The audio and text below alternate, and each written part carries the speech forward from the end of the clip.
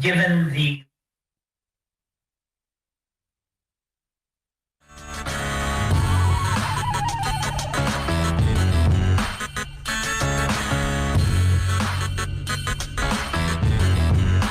This is the Big O Show. This is the Big O Show.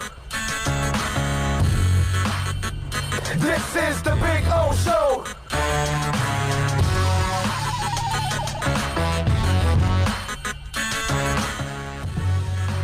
Yeah.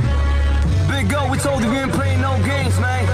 It's just surely probably Pablo, Culture, Lord Productions.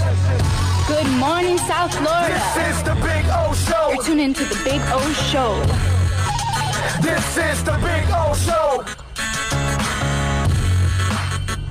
This is the Big O Show.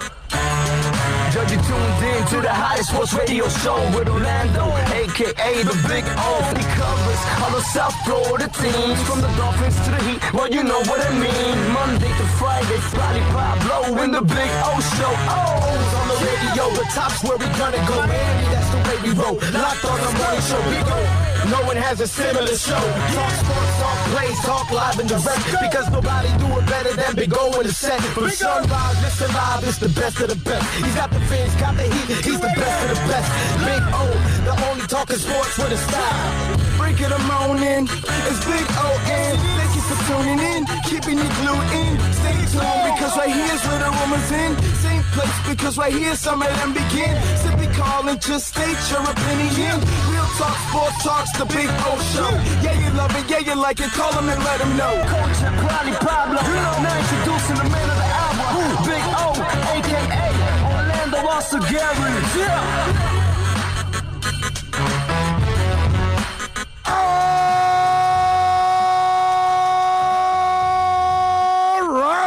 Baby. We are ready to rock. We are ready to roll from VSS West Pines.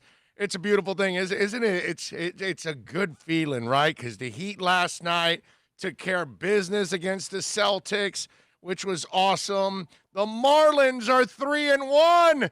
COVID be damn, it ain't going to stop the Marlin train, baby. Come on. Aguilar hit that thing. That was a bomb, bro. That was fun to watch. I mean, because I told you this yesterday when we were talking about the Marlins. They have become the American dream because what's so typical of Americans, we love rooting for the underdog. Is there a bigger underdog than the Marlins? I mean, come on. They don't have a big payroll. They maybe have no payroll. There are a whole bunch of young guys, and they lost half of those guys, especially from the pitching department, to the damn COVID. So they're bringing up a whole bunch of guys. Monte Harris and all these guys make their debut and pick up a couple of guys off the street, and yet they win. And I know, listen, the Orioles aren't a great team. I get it. Okay. All right. But listen, any win for the Marlins is an awesome win. So I don't care how young the Orioles are and all of that. They still have more experience than the Marlins. Okay. And they have more talent than the Marlins. And they're not as COVID ravaged as the Marlins. So it was a good day yesterday. Look, the Panthers, they are what they are. So I know that was the only blemish on the day yesterday, and we were watching it live, and we watched the end of that depressing game. And I told you when it was 2-2, the fact that they matched them 1-1, and then they went 2-1, then they matched it right away 2-2, I felt terrible about that right away. That's it, because that shows me that team wasn't really ready to take that next step, and sure enough. And I got to tell you, the thing about watching the Heat, Bam steps up big time, 21 points, 12 rebounds, a block shot. Duncan Robinson, huge three towards the end to kind of like say, Boston, no. It's not going to happen today. Okay, it's not going to happen. We're doing it without Butler, right? And so you got Bam, you got Duncan, Dragon. I know that the x-rays were negative, so hopefully he'll be fine, which I think he will be. Olynyk played well. You know, Tyler Hero added 11 points. But it's funny to see or pissed off or frustrated, however you want to describe it. But it's funny how the veteran-laden Panthers, okay, because Barkov is 7 years. I gave you the numbers, right? I have them here from yesterday. Barkov was how many years? I think it's 7 years. And where the hell are these notes here? I know I had them here somewhere, I guess. Oh, here we go. Barkov 6 years, Hubie 7, Ekblad 5. So we're talking about their core is experienced, and these guys can't even make the playoffs. Meanwhile, the Heat's young core not only is making the playoffs, not only do they have the 4 seed, they have a shot with the win yesterday. They're getting a little closer. It's not a sure thing, but they're even getting closer to the 3rd seed. So there was something to play for, and they played without their leader yesterday. I won't call Jimmy Butler their best player because I think Bam's the best player. But Jimmy is their leader, okay? No doubt about that. Bam leads, Goran leads. You know, there's some guys there that can replace Jimmy a little bit. But Jimmy's leadership is what's important here. And it was out for a very important game, and they overcame that to win the game. You know, and to watch this young team for the first time together earn a 4 seed, maybe a 3, I don't know, we'll see. But that's amazing. And that's why when you look at what Dale Talon's done, or hasn't, or the lack thereof, or how much he's stealing money, and then you look at what the Heat are doing, and it's not like the Heat rebuilt with a whole bunch of number 1, number 3, number 5 overall picks. No, dude, Bam was in the early teens. Okay, Tyler Hero, early teens. These aren't guys that were picked top 5. Duncan Robinson is a free agent, right? Isn't he? I think something like that, like a undrafted free agent that they've developed. You know, and so it's not like, oh, you're taking a no-brainer at number 1, 2, 3, or 4, and you're supposed to, like Dwayne Wade, you're supposed to hit on a player like that. No, these guys are later, and yet Bam shows you more than Barkov. I'm going to play a soundbite for you from Alexander Barkov yesterday, and Keith Yandel is sitting next to him because you're going to hear another voice chime in, and it's Keith Yandel helping him out. So they're asking about coming up short here in the playoffs, right, and against the Islanders. And listen to Barkov's answer to all of this, okay? Go ahead. I don't know, like, this is the best time of my life. Like, you get to play playoff games. Like, our whole team is here. Like, we wanna win. We wanna play our best game. Like, obviously last 2 games, not our best. We can do a lot better, and we're gonna do a lot better next game. But if I'm disappointed and like being here, no. This is like great chance for us. Like, I've seen so many teams coming back from 3-0 to nothing, like 3-1. It's not over yet, like, till the fat lady sings. Yeah. Wow, we got to hear the cliches and everything. Barkov's not pissed off enough for me. You know what I mean? And that's why I keep saying that Barkov has the talent to be a number 1 overall player on your team, but he doesn't have the dog in him to be a number 1 overall player in the team. I want a guy frustrated. I want a guy embarrassed.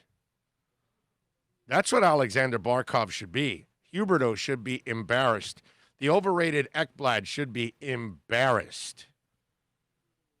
Okay? These are all these guys that have been touted for years.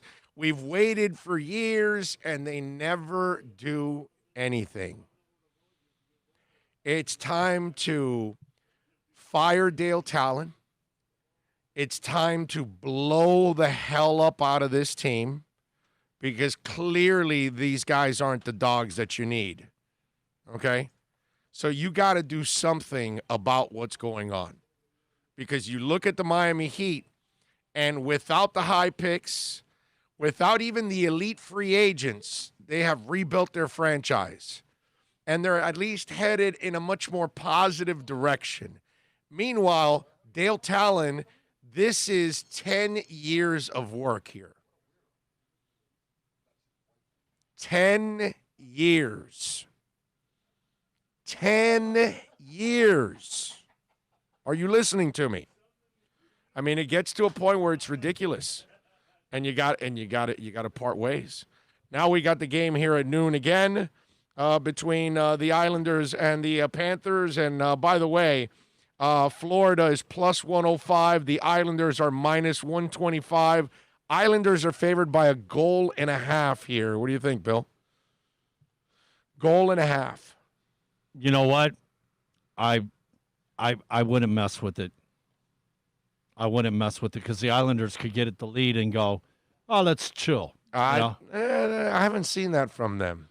No, but this is a clinching game. That's why I'm saying I think they want to put their foot on the gas and finish it out. Yeah, because you've got to. Do you need to against this team though? Do you need to do that?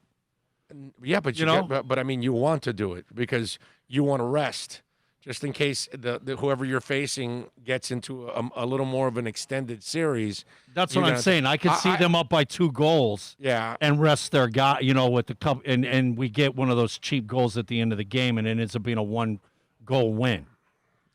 And to expect these guys to beat the Islanders 3 straight, you can forget about that. So we got that going on. You can hear it in his voice. There's no sense of he's so monotone, man. Yeah. It's like you should have you should be grabbing the mic and we got to get served, something, man. Yeah, I would love to see a leader that's a lot more pissed off. That's why I keep saying Barkov is not a number 1 player. Not on any team. He doesn't have the demeanor to be a number 1 player. It's just that's not who he is. And he has no business being a leader on your team. He has to be the second or third guy. He's supremely talented. He's supremely talented. There's no doubt about that in my mind, but there isn't that dog in him. And none of them have dog. None of them. He sounds like a guy that's content to meet with Talon out on the golf course on Friday and play golf down here in South Florida. Yeah. There's no doubt. I'm with you there. So we've got that. We've got a doubleheader with the Marlins today. Remember, it's 7 innings now.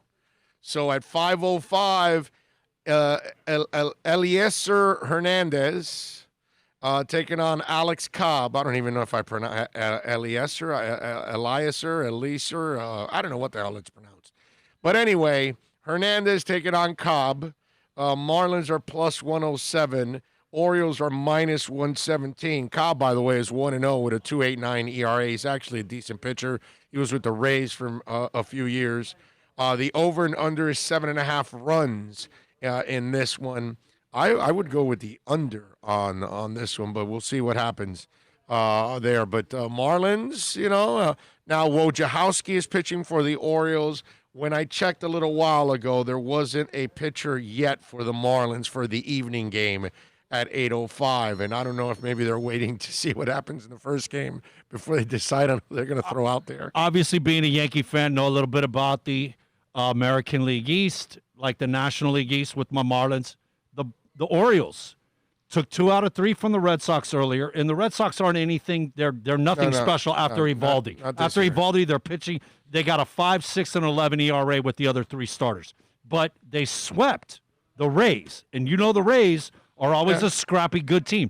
And they just came off of that this weekend. So the Baltimore's been playing better than we expected. Yeah. But it's baseball, and that's why the Marlins are 3-1, because baseball can do those kind of wacky things. It's one of those sports, man. The Heat are going to be off tonight. Thursday, they will take on the Bucks at 4 o'clock. Remember, they're 2-0 against the Bucks. They beat them on October 26th in overtime, 131-126. And then March 2nd at the AAA, they beat Milwaukee 105-89. So they've got a road win and a home win, and now they'll have a neutral site game as their third game between the Heat and the Bucks. And it'll be interesting to see how they match up. It's hard for me to put a lot of weight on the regular season. You know what I'm saying? But for the Heat, it'll be fun to see how they handle it on Thursday. And for the Bucks, they've already lost twice to this team. So I would imagine it's kind of like what Miami went through with Boston. They had lost twice to them too, and they wanted a win last night badly because they didn't want to have the season sweep at the hands of Boston. They kind of want to send a message like, no, we can beat you guys. So it'll be interesting to see if the Bucs do. Is there any of that there because they've clinched? So they were resting their guys, when they lost to the Nets yesterday. What did Giannis play? 15 minutes or something? Yeah. Like, obviously no effort there. Yeah, they kept their top players out. So that's why the Nets, and God bless the Nets, they played their asses off. They've lost guys to injury, to COVID, all that stuff. So that team's been stripped at this point. It doesn't have a lot of talent yet. They still play hard, and it was a nice win for them, even though Milwaukee kind of let off the gas. And that's the thing. I don't see them going all out on Thursday because I think you're going to do the same thing with Giannis. Play him a few minutes, keep his legs going a little bit, but not to the point where you want to wear him out or you want to go crazy for this win. So that'll be interesting, but don't be surprised if it doesn't become dramatic because they don't play their guys because they did it to the Nets. Why wouldn't they do it in Miami? They're already, clinched. They're already there at the one spot. They're not going to lose the number one spot. So they can coast, as they say. A little MLS action tonight I'll be watching. Portland and Philadelphia. The over and under is 2.5 goals. Go with the over. Go with 3 goals in this one. Portland is favored by 1.5 goals. They're plus 148. Philly is plus 162. But Philly has played really well here, and they were in Miami's group. So this is like a good look for Miami that Philadelphia is advancing, actually, because that was the team that was in their bracket, right? Tomorrow will be Orlando and Minnesota. And again, Orlando, another team that was in their bracket, has advanced to the semifinals. And these teams are playing for the finals, man. The finals are next Tuesday, I believe, the 11th. And so it'll be the winner of these next 2 games here between Portland, Philadelphia, Orlando, and Minnesota. So interesting stuff. 2 of the 4 are former USL teams, too. Orlando and Minnesota are USL teams that ended up making the move to the MLS. So interesting stuff to see those teams move on another level up and get to the point where they're at right now. Funny by you. I love the look. Don't tout the Inter Miami team. Tout the teams that we've lost to. And that's what we could hold, a little Just grace saying, on. Hey! Miami has not gotten any breaks whatsoever. They've had every call against them. They've had the red cards. They've been, it's just been really screwed up. So there you go. I just, want to throw that in there to, find a little something in there. We could take solace in the teams we've lost to have done well. Yes, exactly. But eventually they've got to get that striker, that offensive midfielder, but somebody that can put the goal, put the ball in the goal, and then kind of open it up for everybody else. They are playing the national anthem right now in the hockey game. As you can tell, I'm doing the same thing everybody else does during the national anthem. I'm talking, I'm sitting down, I'm not really paying attention because that's what we do every day at home. Do you want to take a knee? It's football or baseball or basketball, but we hold players to a different standard. Okay, but meanwhile, we're all screwing off while the national anthem's going on. You know what I mean? So let's, you want to take a knee, man? Yeah. Should we take a knee? Yeah, we should. I wonder if these guys will show up at least. Will they play pissed off? Do they ever get pissed off? I'm so disappointed in the Panthers. Let me see what we got here on the roll call. DJ Gallagher is number 1. He's the first in today. Miguel Garcia put first, but he really isn't first. You're second, Miguel. Matthew Walker is in. He says, good win last night. Lewis Bryant from Atlanta is checking in. John Rouse listening to you guys while I'm in the dentist chair. Wow, John, hang in there, man. Good luck. I hope your dentist, is a cool dentist that keeps you numb and doesn't put you in a lot of pain. Ian from Brooklyn says, let's go Fins. Man of 1,005 holds says, let's go Heat. Marlins have only lost one. Let's see. DJ Gallagher says, now that's a hell of a way to start. Julius 305 is in. Julius, here you go, buddy. I got it. There you go. This is the thing Julius gave me. So you could just, like, you know, if you want to hit keys, your ATM, you want to hit keyboards because you got to hit something, or you can hook to open a door. How about that? So there you go. Can't open a knob with this, but a handle like the bathroom there, I can pull it up. How about that? There you go. Thank you, Julius 305. That's very nice of you, dude. Looking out for me, man. That's awesome. Now I don't even have to use. I go in an elevator. I got my keys always, so I can use that to hit the floor that I'm going to. I don't have to use my knuckle anymore. Put that in a door, and if you start it up, what do? You open the door, you go in. Do you take the car for a ride? Go to the past and go to the US Festival is where I'm going to go. I love the way that thought went. Yes, of course. Romeo Garcia says, good morning, Thank you, Romeo. Appreciate you. Appreciate both of us, Bill and myself. Matthew Walker says, the Marlins have risen above the Panthers. That is low for Dale Talon. Oh, yes. I'm telling you, Ray Grulon is in the house. Says, howdy to everybody. NorCal, early start, cool. Mike No-Go Zone says, go Islanders. Mark McIntyre says, good day. Bob will bring the Panthers back. Why? Can Bob score too? Because he played well in the first game, but they didn't have enough goals. McIntyre says my glass is half full. Not for the Panthers. It's not anymore. My glass is completely empty already with the Panthers. Flipper 13. I love my job. Dennis Akers is in. Good afternoon, Big O and my Fins fam. Let's see what else. Josh is in. I chose the Islanders to win. You didn't go much on a limb out there, Josh, picking the Islanders over the Panthers. Omar is in. He kicked some ass last night. The Raging Dolphin Maniac. Alex Opelia is in. Let's see. Leo is also in. Ronald Hubbard. Good afternoon, ladies and gentlemen. Hips, everyone is staying safe. Oh, hopes. You hope, not, it says hips, but I get what you're putting. You want hope everybody is staying safe and healthy. You are correct, sir. We all hope everybody stays healthy. Josh, doesn't matter where you finish. It's not like they have home court, LOL. I agree with that. Mauricio Bautista, hey, good afternoon. Watching the Panthers yesterday, you can see this team isn't built to compete. They scored 2 goals, but they can't keep up with the onslaught on the Islanders, probably getting swept. Oh, they're going to get swept. They got no balls, dude.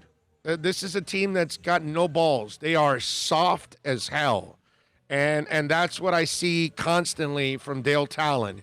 He has created a soft team, okay? Rosendo says, at least you're not burning the flag. I would never do that. Let's see. DJ Gallagher says, bro, John wins. I give up 1 spot. Okay. Super V, good afternoon, Big O. I'm opting in. He is in. I like it. By the way, that's not a mask that won't keep anything away. Well, my mask? Well, what do you want me to do? I can't do it. This is a mask that will keep stuff away. But it's not. First of all, I'm not around anybody. As you can tell, there's nobody around me. So it's all good. But yes, this does protect me. Now, is it perfect? Is it like my N95 or this is a 99, whatever, or N95? I'm not sure. Whatever. Is it as good as this one? Of course not. But I can't use this one on a broadcast. So there you go. So do you want me to not do the show? You want me to just muffle up and not do the show? I'm not sure. What are we doing here? Are we complaining to complain? Albert Wilson and Hearns opt out. Yes, we will get to that. Yeah, let's see. Albert Wilson's cousin is my coworker. I just told him Albert opted out for the season. He was pissed. Why, did he pick him on a fantasy team or something? Anyway, let's, why don't we address that? Why don't we do that first thing we'll address? Alan Hearns yesterday opted out due to the coronavirus, and he had a statement also for opting out. Let me read the statement for you from Alan Hearns, the former Miami Hurricane. He says, definitely wasn't an easy decision, but I've decided to opt out of the 2020 season to do what's best for my family, and especially with a baby boy on the way. I will continue to support my teammates and brothers across the league wholeheartedly and wishing them the best going forward this season. Look, with Alan Hearns, you are losing a possession receiver, an experienced receiver, but I'll tell you what you're really missing with him. You're missing probably the best presence in the locker room at that position. Maybe the best leader in the locker room at that position. And that's where Alan Hearns' value goes understated, underappreciated, and probably not noticed by most because we're not in the locker room. But as a guy that has a little insight in that locker room and what goes on, I can tell you for a fact that Alan Hearns is one of those guys that is beloved in that locker room.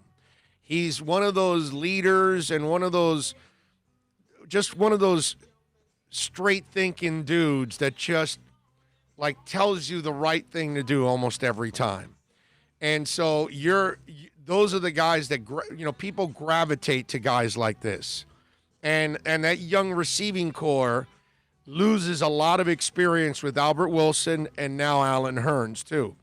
But I will tell you this, as a leader, as a guy that looks over the core and all that and provides, the proper perspective on things for these young guys, that's where Alan Hearns is going to be missed immensely. It's an enormous loss in that sense. Is it a loss that you're going to win one less game because of Alan Hearns? Probably not. I'm talking about talent-wise because I think you still have enough talent on the field. Now, if guys get injured and you don't have Albert Wilson and you don't have Alan Hearns, then yes, it becomes a problem. Okay, I get it. Now, remember, Miami did acquire a couple of young guys. So this might be their opportunity to develop some of those young guys. Look, Albert Wilson is a guy that was probably going to be here for this last year or maybe released at the end of whatever camp was going to be so they didn't take a cap hit. Okay? I don't know. And maybe they were going to keep him around because they did rework the deal. But either way, he didn't have a long-term future with Miami. So I understand him taking a step back. And Alan Hearns, look, I think every player should take a step back. I don't think anybody should be playing this game this year. Not football, not in a pandemic. Okay? I just think the risk that every player has to bring it back to their house and give it to their wives and give it to their kids and, God forbid, give it to their parents or grandparents. Oh, my Lord. I think it's enormous. So, for me, if you're a comfortable player and you have money in the bank, I would take the year off. If you're a young guy that's unproven and you don't have money in the bank and this is all you're going to make right now and that's all you got, then you got to roll the dice and you got to play the game and you got to try to survive like the rest of us who are working through a pandemic. You know what I'm saying? So, to me, that's where Alan Hearns is going to be missed. His leadership, if you even have a season, if the season's able to kick off, you're going to need those kind of guys in the locker room to help you navigate through the tough times. And remember, last year, for many weeks, they were going through a tough time. Alan Hearns was one of those guys that was in that locker room during that time to help these young guys through all that stuff. So I would tell you that that's where you're going to miss him. Albert Wilson started to look pretty good towards the end of last season. He started to look more like himself.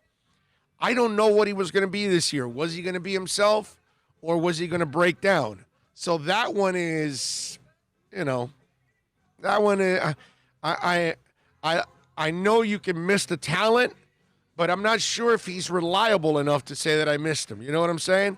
And Alan Hearns has also had his share of injuries. But these are guys that, in the end, Miami, if they can stay healthy at that position, they can overcome. But they do lose experience and leadership with those guys because they don't have a lot of guys that have that. You know, Devontae had one really good year last year, finally. But it's not like he's been around for 4 years proving and leading and all of that. So he's going to have to assume more of a leadership role, you know. And I wouldn't be surprised if there's a veteran receiver that's out there, not Antonio Brown, folks, but one that actually has his head screwed on right. If there's one that they can sign, maybe they'll bring him in. Maybe there's a chance that Miami does that. They do get money back now because these guys opted out. So they are going to save money on the cap on those guys. It's not an enormous amount, but they are going to save a little bit overall. But yeah, this is one where you lose in the leadership and experience category more than anything else for the Dolphins. NorCal says, I disagree. Wilson is a great depth player and dependable player when on the field, and him reworking his deal says it all. Yes, but you said the key point. When on the field. And that's where I'm not sure if that guy can stay on the field. So that's where I am. I'm more regretful about the Alan Hearn move. Even though Albert Wilson is a better receiver, and I agree with you there, NorCal, but because he's not dependable, I have a problem with Albert Wilson. Albert Wilson wasn't a full-time player, and the second he became a full-time player, he broke down. So I'm not sure he can handle, full-time. And listen, here on this team, he didn't have to be full-time. You've got a couple guys already in front of him in Devontae and Preston Williams. So you're hoping to develop those guys. But I understand what you're saying. It's just with him, I just don't know if I can depend on him, man. That's why I don't know if you're losing that much. You know what I'm saying? Let's see. Well, goodbye to both of them. Neither will be back next year. That, Ian, you are probably 1,000% right there.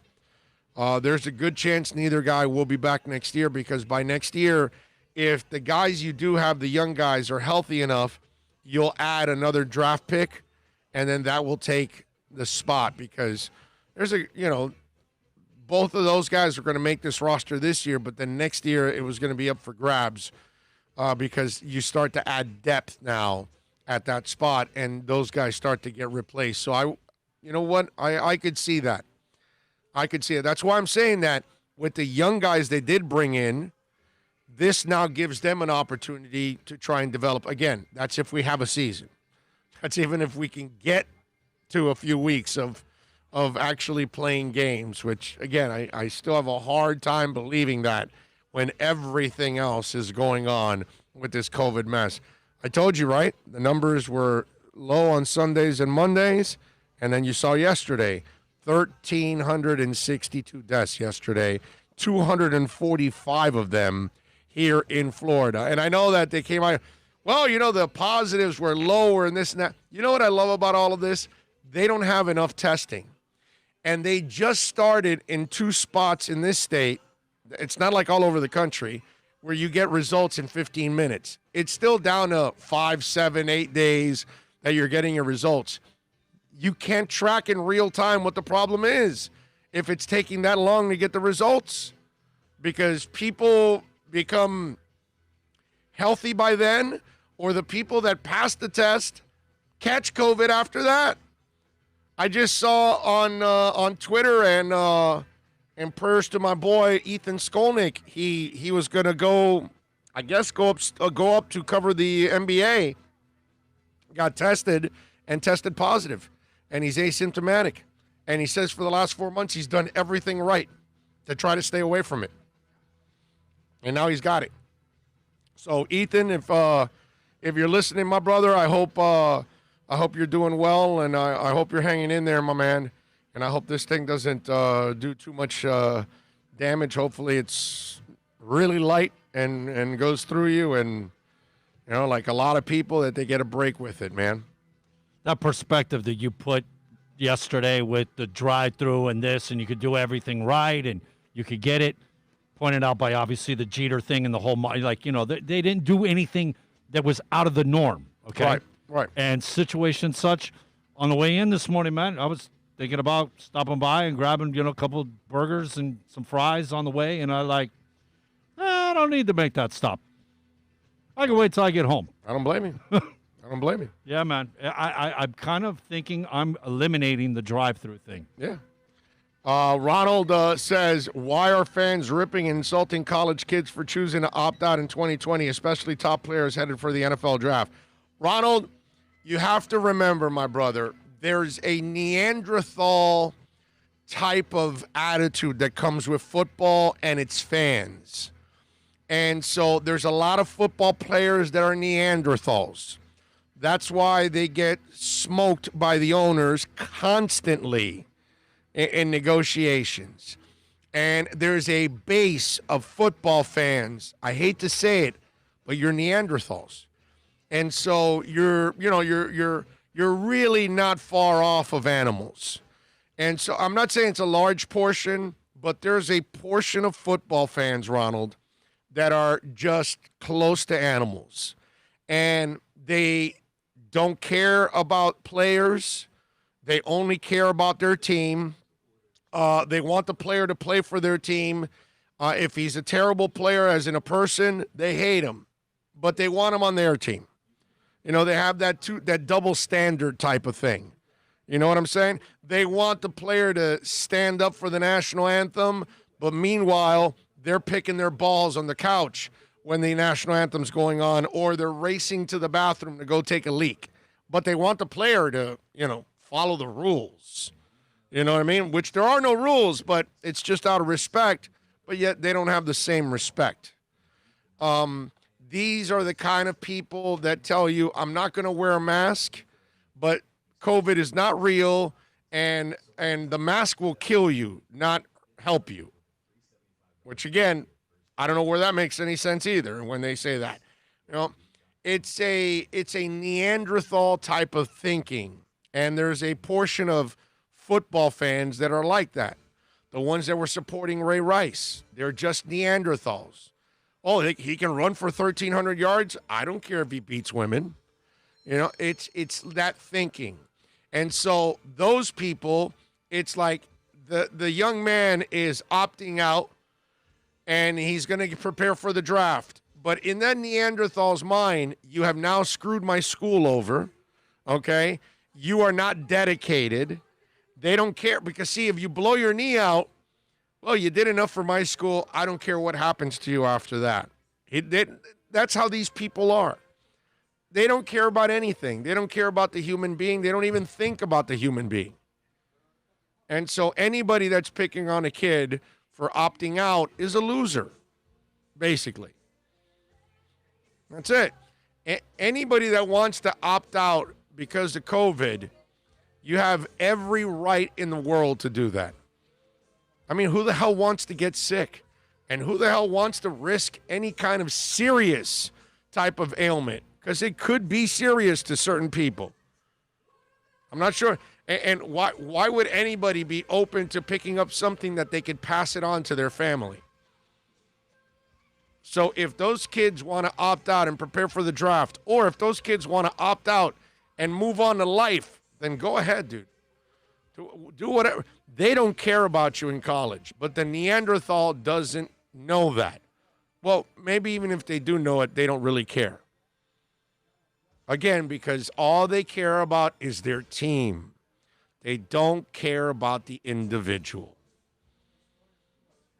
That's all. So those kind of people are they're just terrible human beings. Because they demand from others what they can't do themselves. Dolphins will be fine at wide receiver. It will give guys a chance to set up like Isaiah Ford, Gary Jennings, and the undrafted rookie Kirk Merritt. You might see more Gesicki in the passing game. That's what I said. The young guys will get more opportunities. I got no problem with that.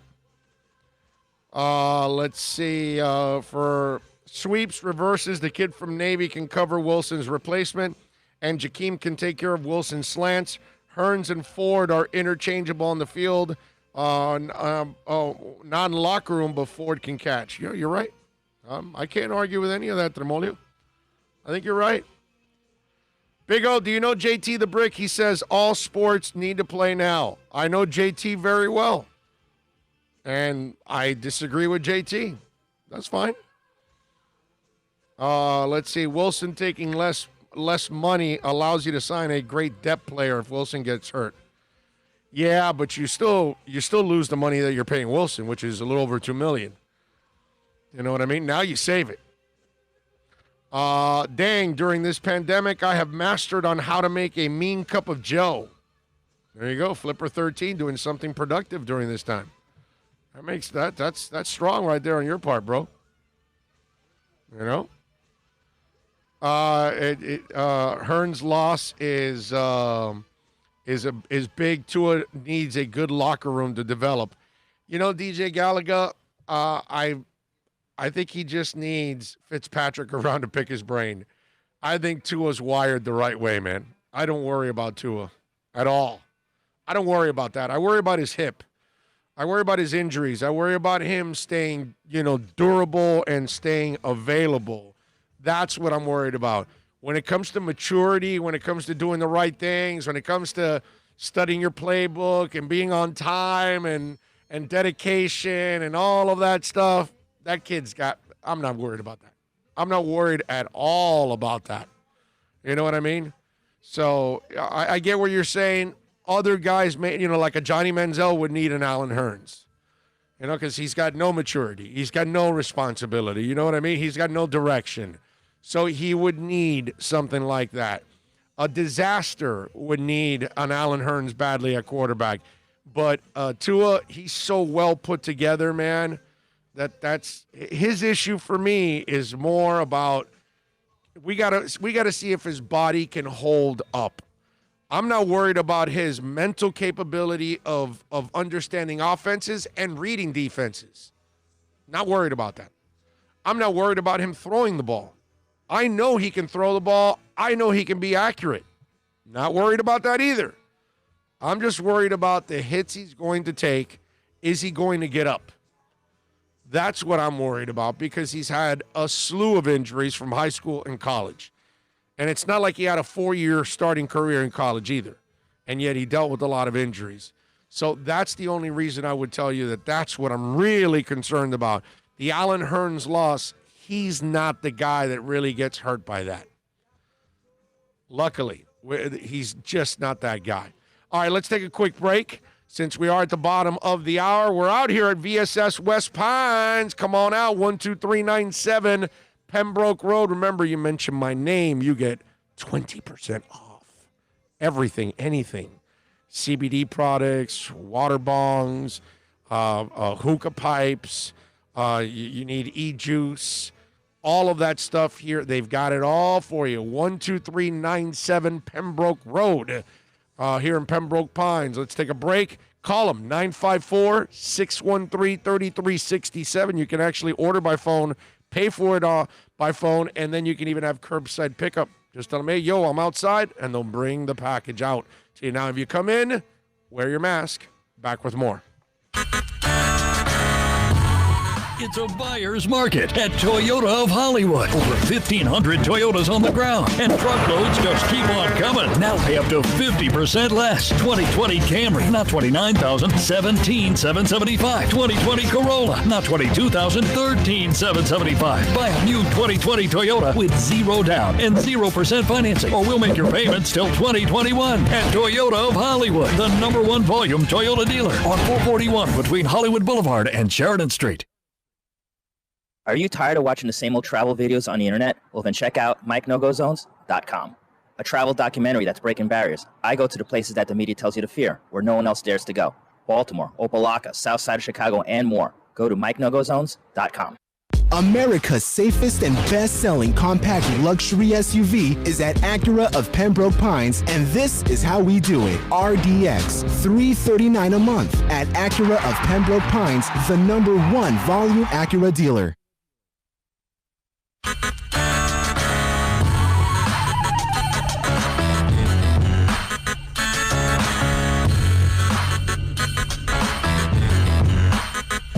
is the Big O Show. This is the Big O Show. This is the Big O Show.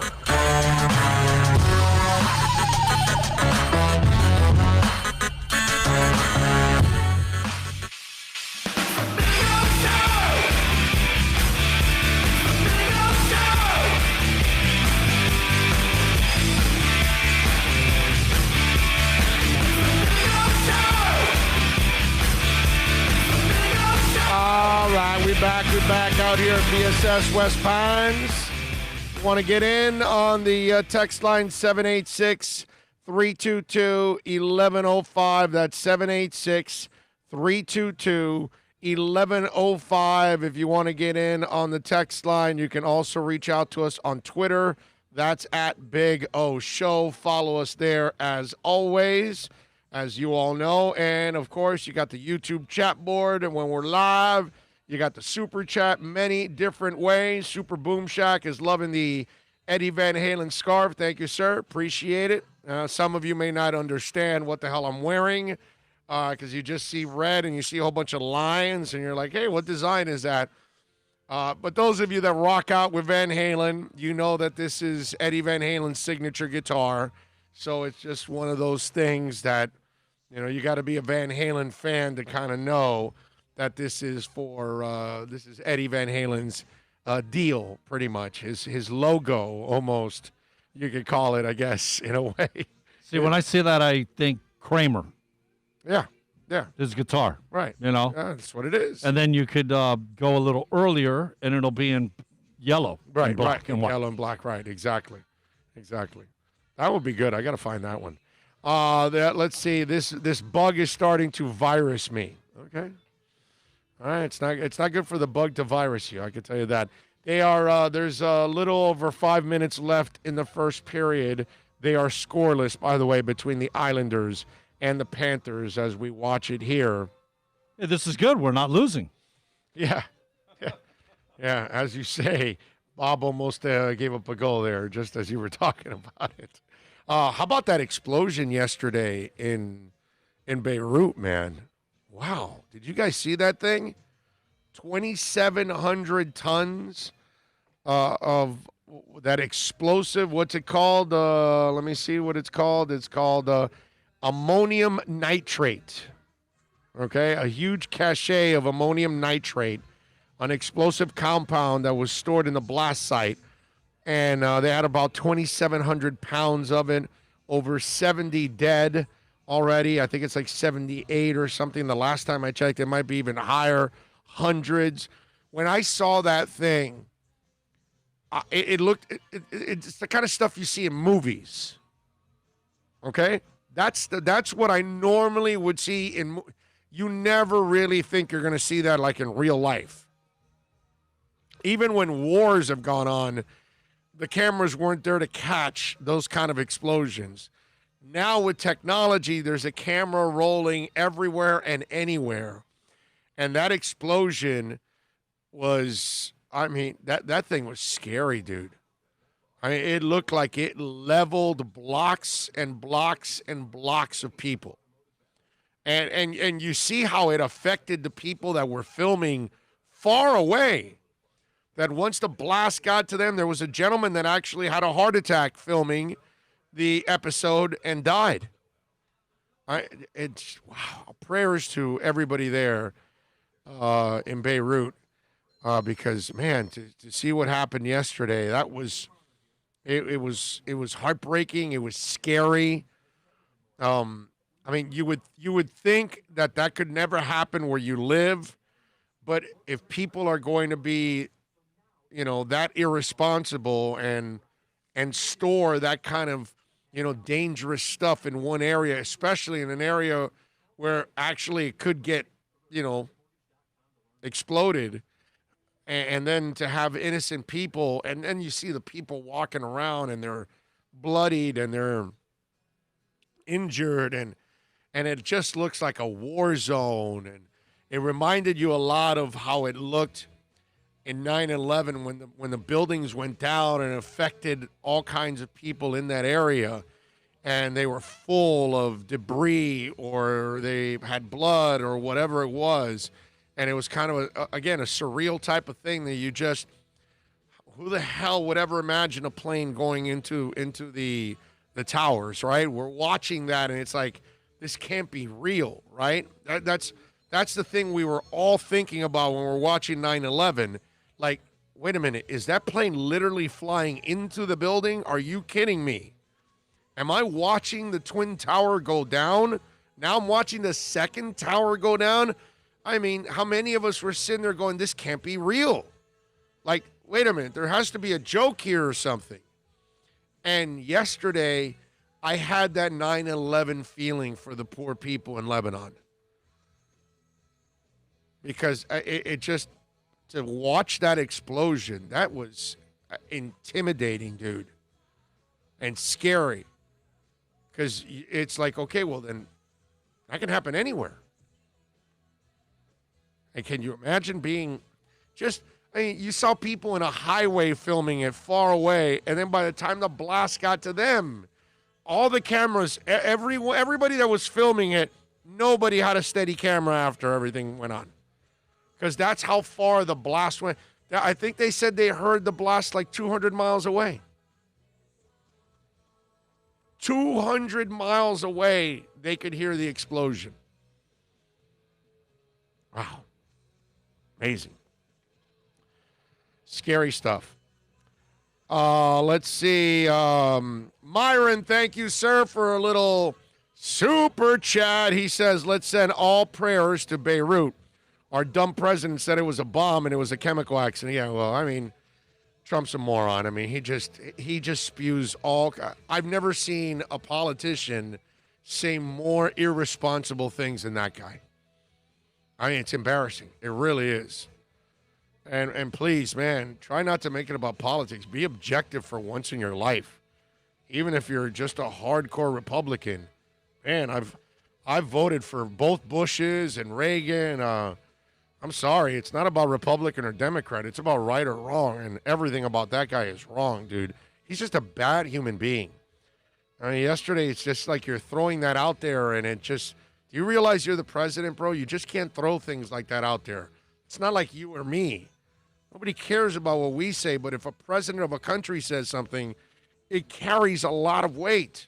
And if you say it from this country, it carries a ton more, man. Feel terrible. Dean G says, do you like Panthers goalie Sergei Bobrovsky, or is he getting paid too much? Well, he was getting paid too much either way. I don't like him at all. He's been a terrible pickup, unfortunately. He has not lived up to what he was supposed to do. Now, he didn't play bad in the first game. He played well enough that to, put you in a position to win. Obviously, giving up 4 goals in the second game. Although one of the one goal that was like a rebound, I think it was the 4th goal actually of the night or the day yesterday. That one, I almost can't blame him for that one because that one was kind of tough because it was offline and then it was redirected. But overall, I mean, it wasn't like he was terrible yesterday, but it wasn't good enough because he gave up 4. But in the first game, he did all right. But he has been a monster disappointment. There is no other way of describing it. He can't say anything about how he's played. He's got to be extremely disappointed how he's played.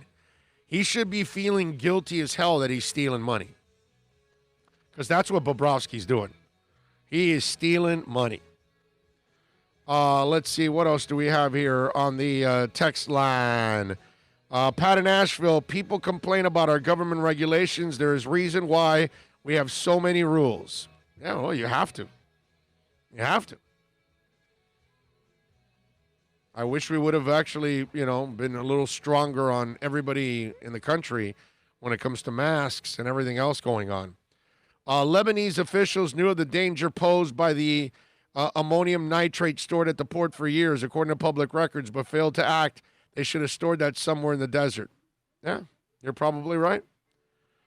But that, you know how it is. It's people react after the fact, and then that's when they start to actually do what's right. During the pandemic, I want to be a better person by acknowledging others, so my respect for the inventor of yoga pants for women's starts today. It had to be a man. Deserves recognition. Yes, you are correct, sir. That is one of the great inventions of all time. No doubt about that. Myron, by the way, we are seeing you Friday, right? You're going to go by Craig's Inn? Huh? Send me that text so I know you're coming on Friday to go get your U2 band. All right? Oh, I love it. All right, what else do we have here on the program to talk about? We actually have several things to talk about today on the show, which I really, really like. We talked a little bit about the Dolphins. With the whole COVID thing, did you guys see what happened with Matt Stafford's wife? Well, his wife ends up ripping the NFL. And let me tell you something, she's in the right. I don't know if you guys know this, but Matt Stafford was found to have COVID and was put on the list. Remember that? Well, he never had COVID. It was a false positive. And so then he got tested again and again and again, and it was negative every single time. But when you test positive and then they tell you you're positive, now people react differently. So his wife went off on Twitter and on IG actually, and she had a post about it and everything that they went through. And you got to hear how they were treated after Matt was diagnosed with the COVID. All of a sudden, they did not get, they were kind of like ostracized from everywhere. All right, let me read this to you, okay? This is Brittany Stafford, Matt Stafford's wife. Listen to this, Bill. The past 4 days have been somewhat of a nightmare. For 24 hours, we believe my husband was positive for COVID. We were all tested the day after, and we were all negative, including Matthew. Then he retested again, and again, and again, and again. And after a second negative, we were made aware of the false positives and how this was one of those cases. I've been losing my mind because of how my family has been treated since my husband was put on COVID IR.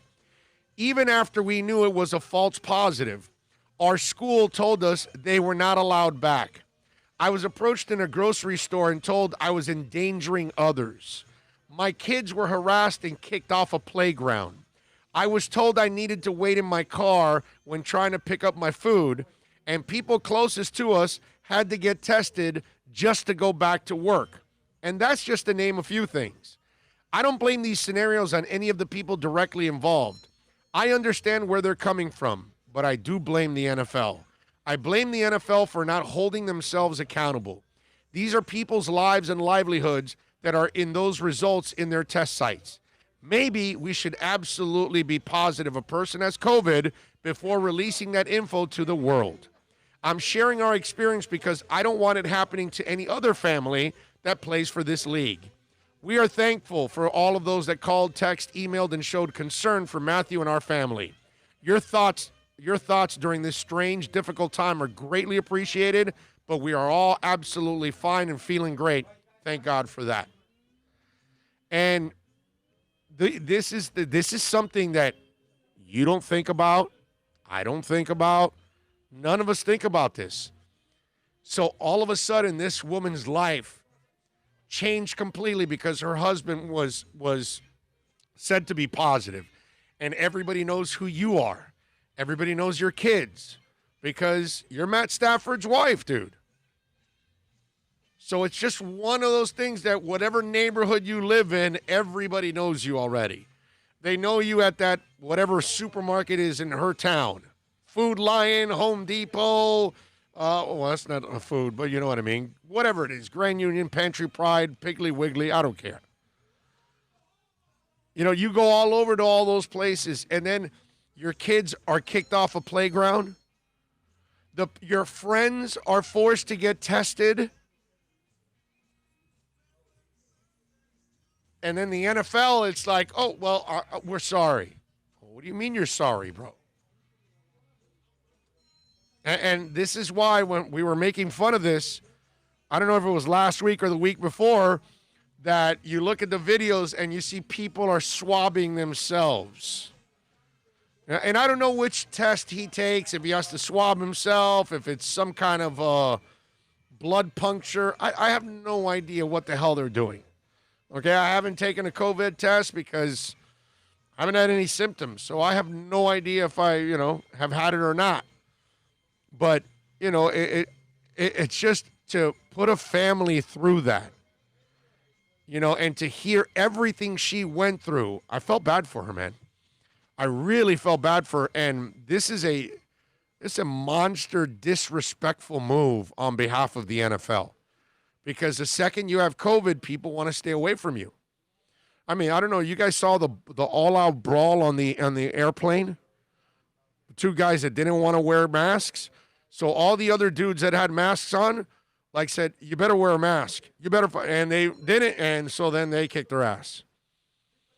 And they had one of the guys pinned down on the floor, and they were holding him down, and then when he would say something, they would say, hey, he's talking, and they wanted to shut him up just so he wouldn't be spewing anything out while he's talking. This is the world we're in now. Look, we've discussed it. Things are going to get more intense. Things are tighter. People are under more stress. You're not getting to do your normal escapes. You know what I mean? So the stress becomes even more money. Every aspect, man. Mm-hmm. And fuses are going to get shorter on everybody. And I'm surprised that more of this hasn't happened, actually. Well, it's getting to the point where it's getting really, really crazy out there, man. We got to thank Kenneth Cleveland giving us some love on the Super Chat.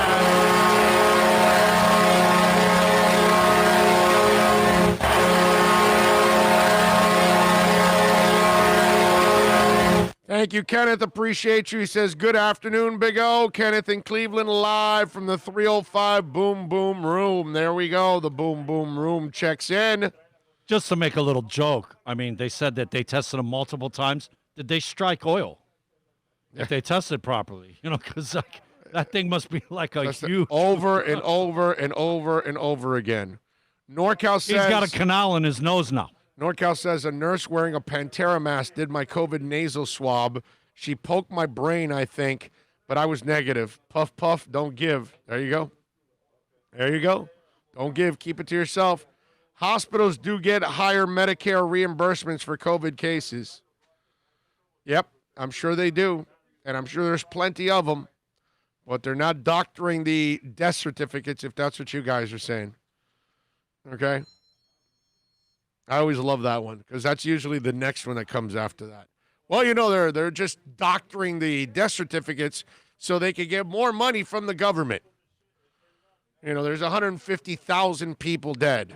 Let's say they doctored 100 of them, maybe 1,000, whatever. 149,000 is not enough for you? I mean, give me a break. It's ridiculous. I'm not worried about that. All I know is there's a lot of people that are dying from this thing. There's a lot of people getting sick. And now it's funny because I don't know anybody that's ever died from the flu, and I already know 4 people that have died from COVID. And I don't know how, and I know several people that have had it now too. Like I just gave you Ethan Skolnick now, who I know. I'm just saying, it just downplaying this thing is not the way to go. That's why we're in this mess. I mean, you hear about these parties that are going on now constantly, and the cops are trying to find these parties, and it all depends on the neighborhoods. The neighborhoods have to rat them out. Did you see what's going on in the condo in the Grove? Those of you that are young, you don't know what the hell I'm talking about. But those of you that are a little older, you'll know what I'm talking about. In in the Grove, right next to the Mayfair, there's that condo that has the round balconies that was in the Careless Whispers video from Wham. Again, you got to be old to know Careless Whisper and Wham and the video. So, but that building that's right there, right next to the Mayfair, right on the downhill that goes right to the bay. I don't know what street that is. Okay.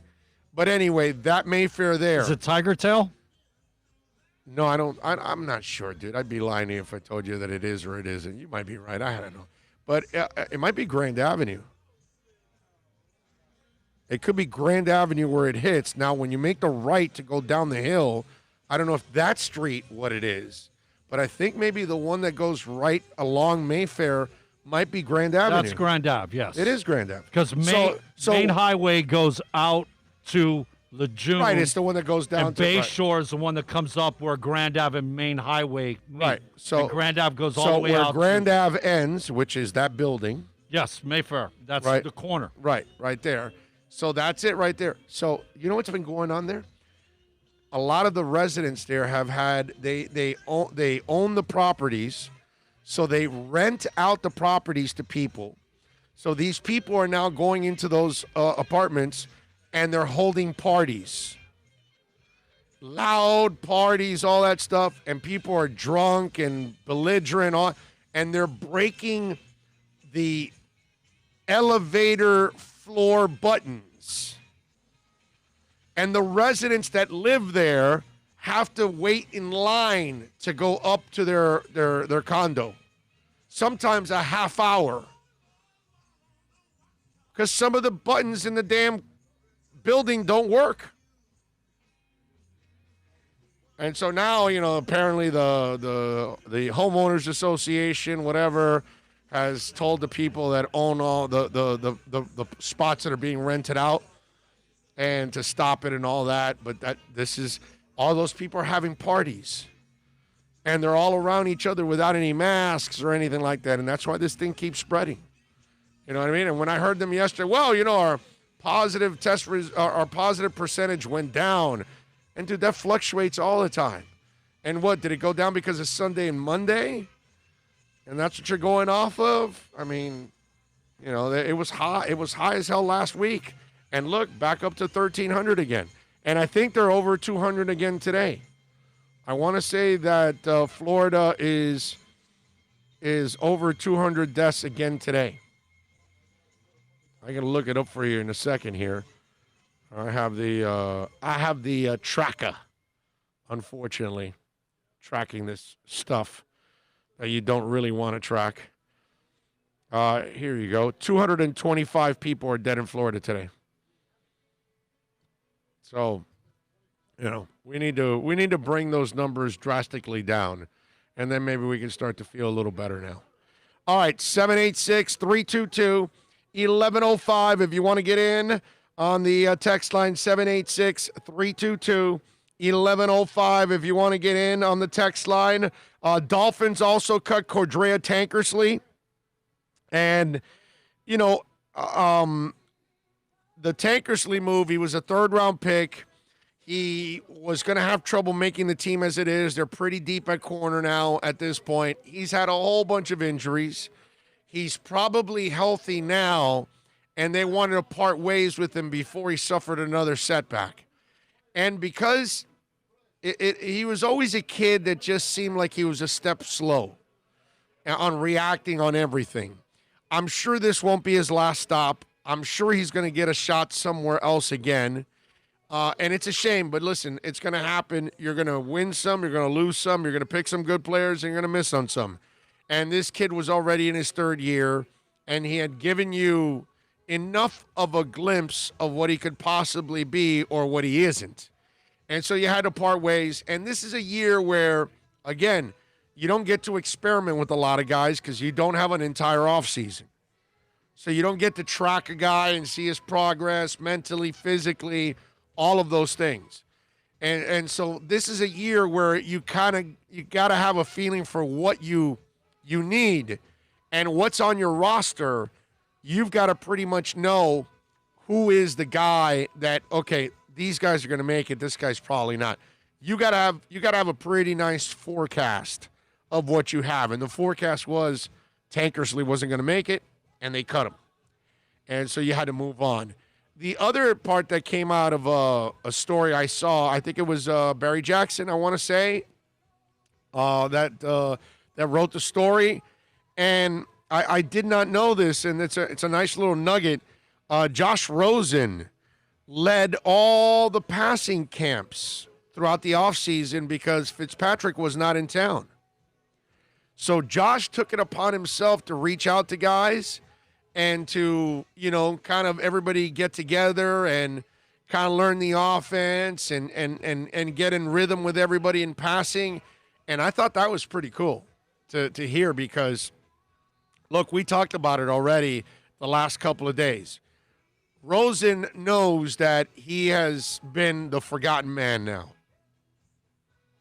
You draft Tua, that's your future. You heard Fitz talk about it a couple of days ago. Fitz says that's the future. You know what I'm saying? So with all of that going on, he has to have all the motivation in the world at this point because he is on the brink of never getting another chance again at starting. And he's on the brink of either having a short NFL career or be a career backup. Okay? Nothing wrong with a career backup. You can make a lot of money in the NFL. I wish I could make backup money in the NFL for the rest of my life. That would be really, really nice. Be pretty damn. There are backups out there making $5, $7, $8 million, $9 million. So I wouldn't mind being a backup in the NFL. Trust me. So there's no shame in that. But if Josh Rosen believes in himself and wants to be a starter, that's what you're supposed to do. Tua's injured, right? Not cleared to play. Can't really take over the team right now. You have a relationship with everybody from last year. Fitzpatrick's out of town, so you take it upon yourself to hold all the passing camps while you're, throughout the offseason. I think that's really smart on your part. One, that stigma and that label you have of not being outgoing and not socializing, well, you're killing that there. You're growing as a person yourself. You know that they drafted Tua. You know Fitz is there. So in order for you to get playing time or get noticed, you got to do something to get noticed.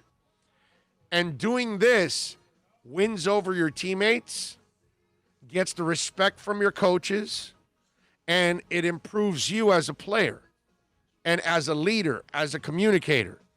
So there was a lot of positives out of Josh doing that. Again, will it translate to him becoming a good quarterback and consistent?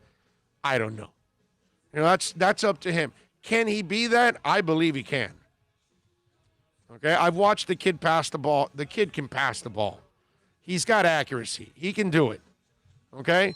Now, mechanically, everything, he's got to settle down. He's got to make all the right decisions. But he's got it in him to be a solid quarterback. Now, let's see if he can do it. I hope he can. I mean, there's no way any of us should be rooting against Josh Rosen. We've talked about this in the past. Okay? This is a young man that if he can take that next step, he becomes trade value for you. And that is priceless if you're able to do that at least. Because you know you're going to be married to Tua. But what if Josh comes out and balls out? Be interesting. Be interesting to see how the Dolphins end up handling that one.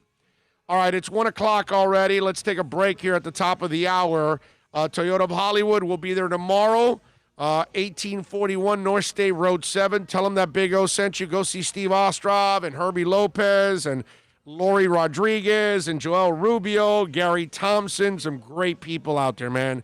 That's why I tell you all the time, if you're looking to buy or lease a vehicle, certified pre-owned, they've got them for you over there at 1841 North State Road 7. It's about a couple blocks south of that giant, beautiful guitar on the turnpike. Tell them Big O sent you. They'll take care of you.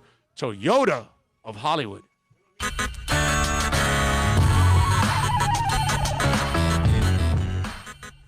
America's safest and best-selling compact luxury SUV is at Acura of Pembroke Pines, and this is how we do it. RDX, $339 a month at Acura of Pembroke Pines, the #1 volume Acura dealer. Are you tired of watching the same old travel videos on the internet? Well, then check out MikeNoGoZones.com, a travel documentary that's breaking barriers. I go to the places that the media tells you to fear, where no one else dares to go. Baltimore, Opelika, South Side of Chicago, and more. Go to MikeNoGoZones.com.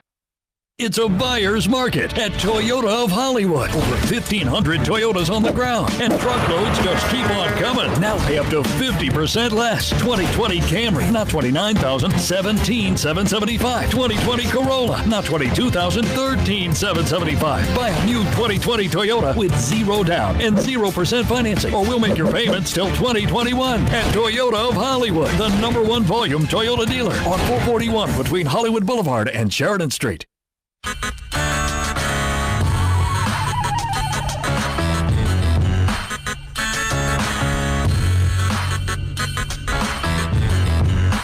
This is the Big O Show. This is the Big O Show. This is the Big O Show.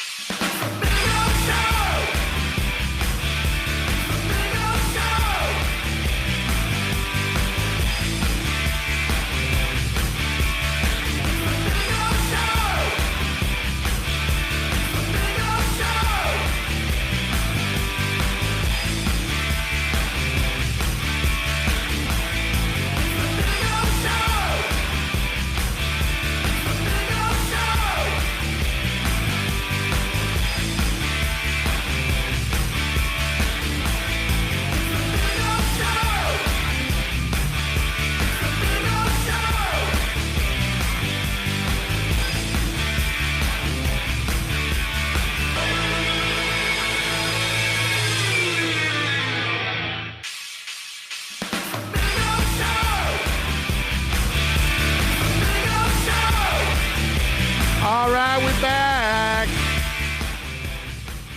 We take you till 3 if you want to get in here on the program. It's really simple. The text line is 786-322-1105. That's 786-322-1105 if you want to get in on the text line. Many ways to reach out to us. You can also reach out to us on Twitter.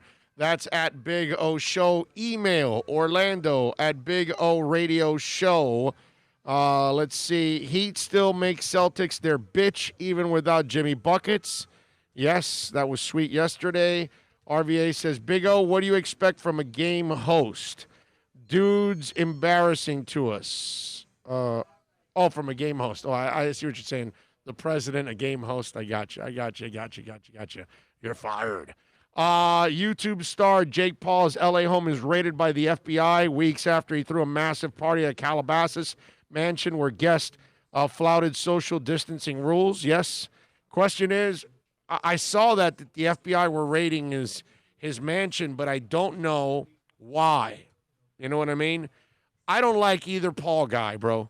Like, these guys are rubbing me wrong.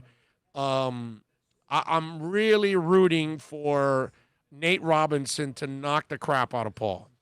Okay? I got to say. I am definitely rooting against him and rooting for Nate Robinson. So let's see. I didn't want to watch that thing. Obviously, I'm going to end up watching it. The Tyson Roy Jones fight. It's a joke that this thing is going to go on, but I got to watch it because I do this for a living, and I know a lot of you are going to watch it because everybody loves watching a train wreck. So I got to check out the train wreck now.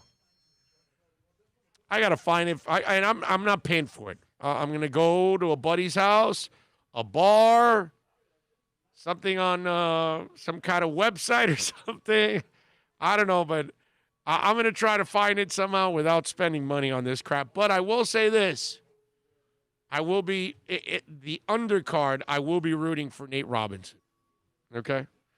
So, yeah, I'll be rooting against. I believe it's Logan Paul, the one that's fighting Nate Robinson. It's Logan, right? Because I know there's two brothers. I think Logan's the one that's fighting him. Anyway, 786-322-1105 if you want to get in on the text line, 786-322-1105. The Panthers have scored a power play goal. They are now leading 1-0. Howla ends up scoring it. All right. So let's see if they can do something with this. Now it's a power play goal. The good thing, the rebound, and then they got it to the outside. Nice. I love it. That was nice. That was really, really nice. Oh, Dadonov with a great assist, falling down right in the crease to Howla, and he ends up scoring. That was really, really nice. I shouldn't get excited, right? It's like, okay, the Panthers are going to break your heart, and they always do. It should bother. I mean, the higher you get, the higher the fall, right? Yes, so yes. just monotone. No, I know. We're up 1-0. I know. That's it. But I love the Panthers, man. I love watching the Panthers not lose, but I love watching the Panthers. I want them to win, man. I want them to be great. I want to see them again. I covered the first Stanley Cup. I'd love for them to make it back to a Stanley Cup. But they're not going to make it with Dale Talon the way he's hasn't produced for 10 years. Big O, you still need to bring a voodoo doctor for the Panthers. No, I agree. I agree. Alex says, agree. Let's go, Nate. Yep. Culture Club was really good live. All right, what's the Culture Club? Why are you guys having Culture Club discussions? And by the way, they are good live because I have seen the Culture Club live. Okay? I actually have I have a Culture Club shirt. You know that his dad. I have never worn I have a Culture Club shirt, and I've never worn it. It's there in my closet, but it's actually a really cool shirt. It's not, it's not like on the border of feminine or girly. Bro, they had a shirt. Or cute. You know what I mean? Things like you would expect from the Culture Club. You know what I'm saying? It's actually it's a guy's shirt. Bro, they had a shirt in the video. It's a miracle. And the shirt's like a three-quarter sleeve. Yeah. And down the side, it said Culture Club and had British flags on it. Dude, white. It was badass? Bro, it was. I always wanted to get that shirt because it looked awesome.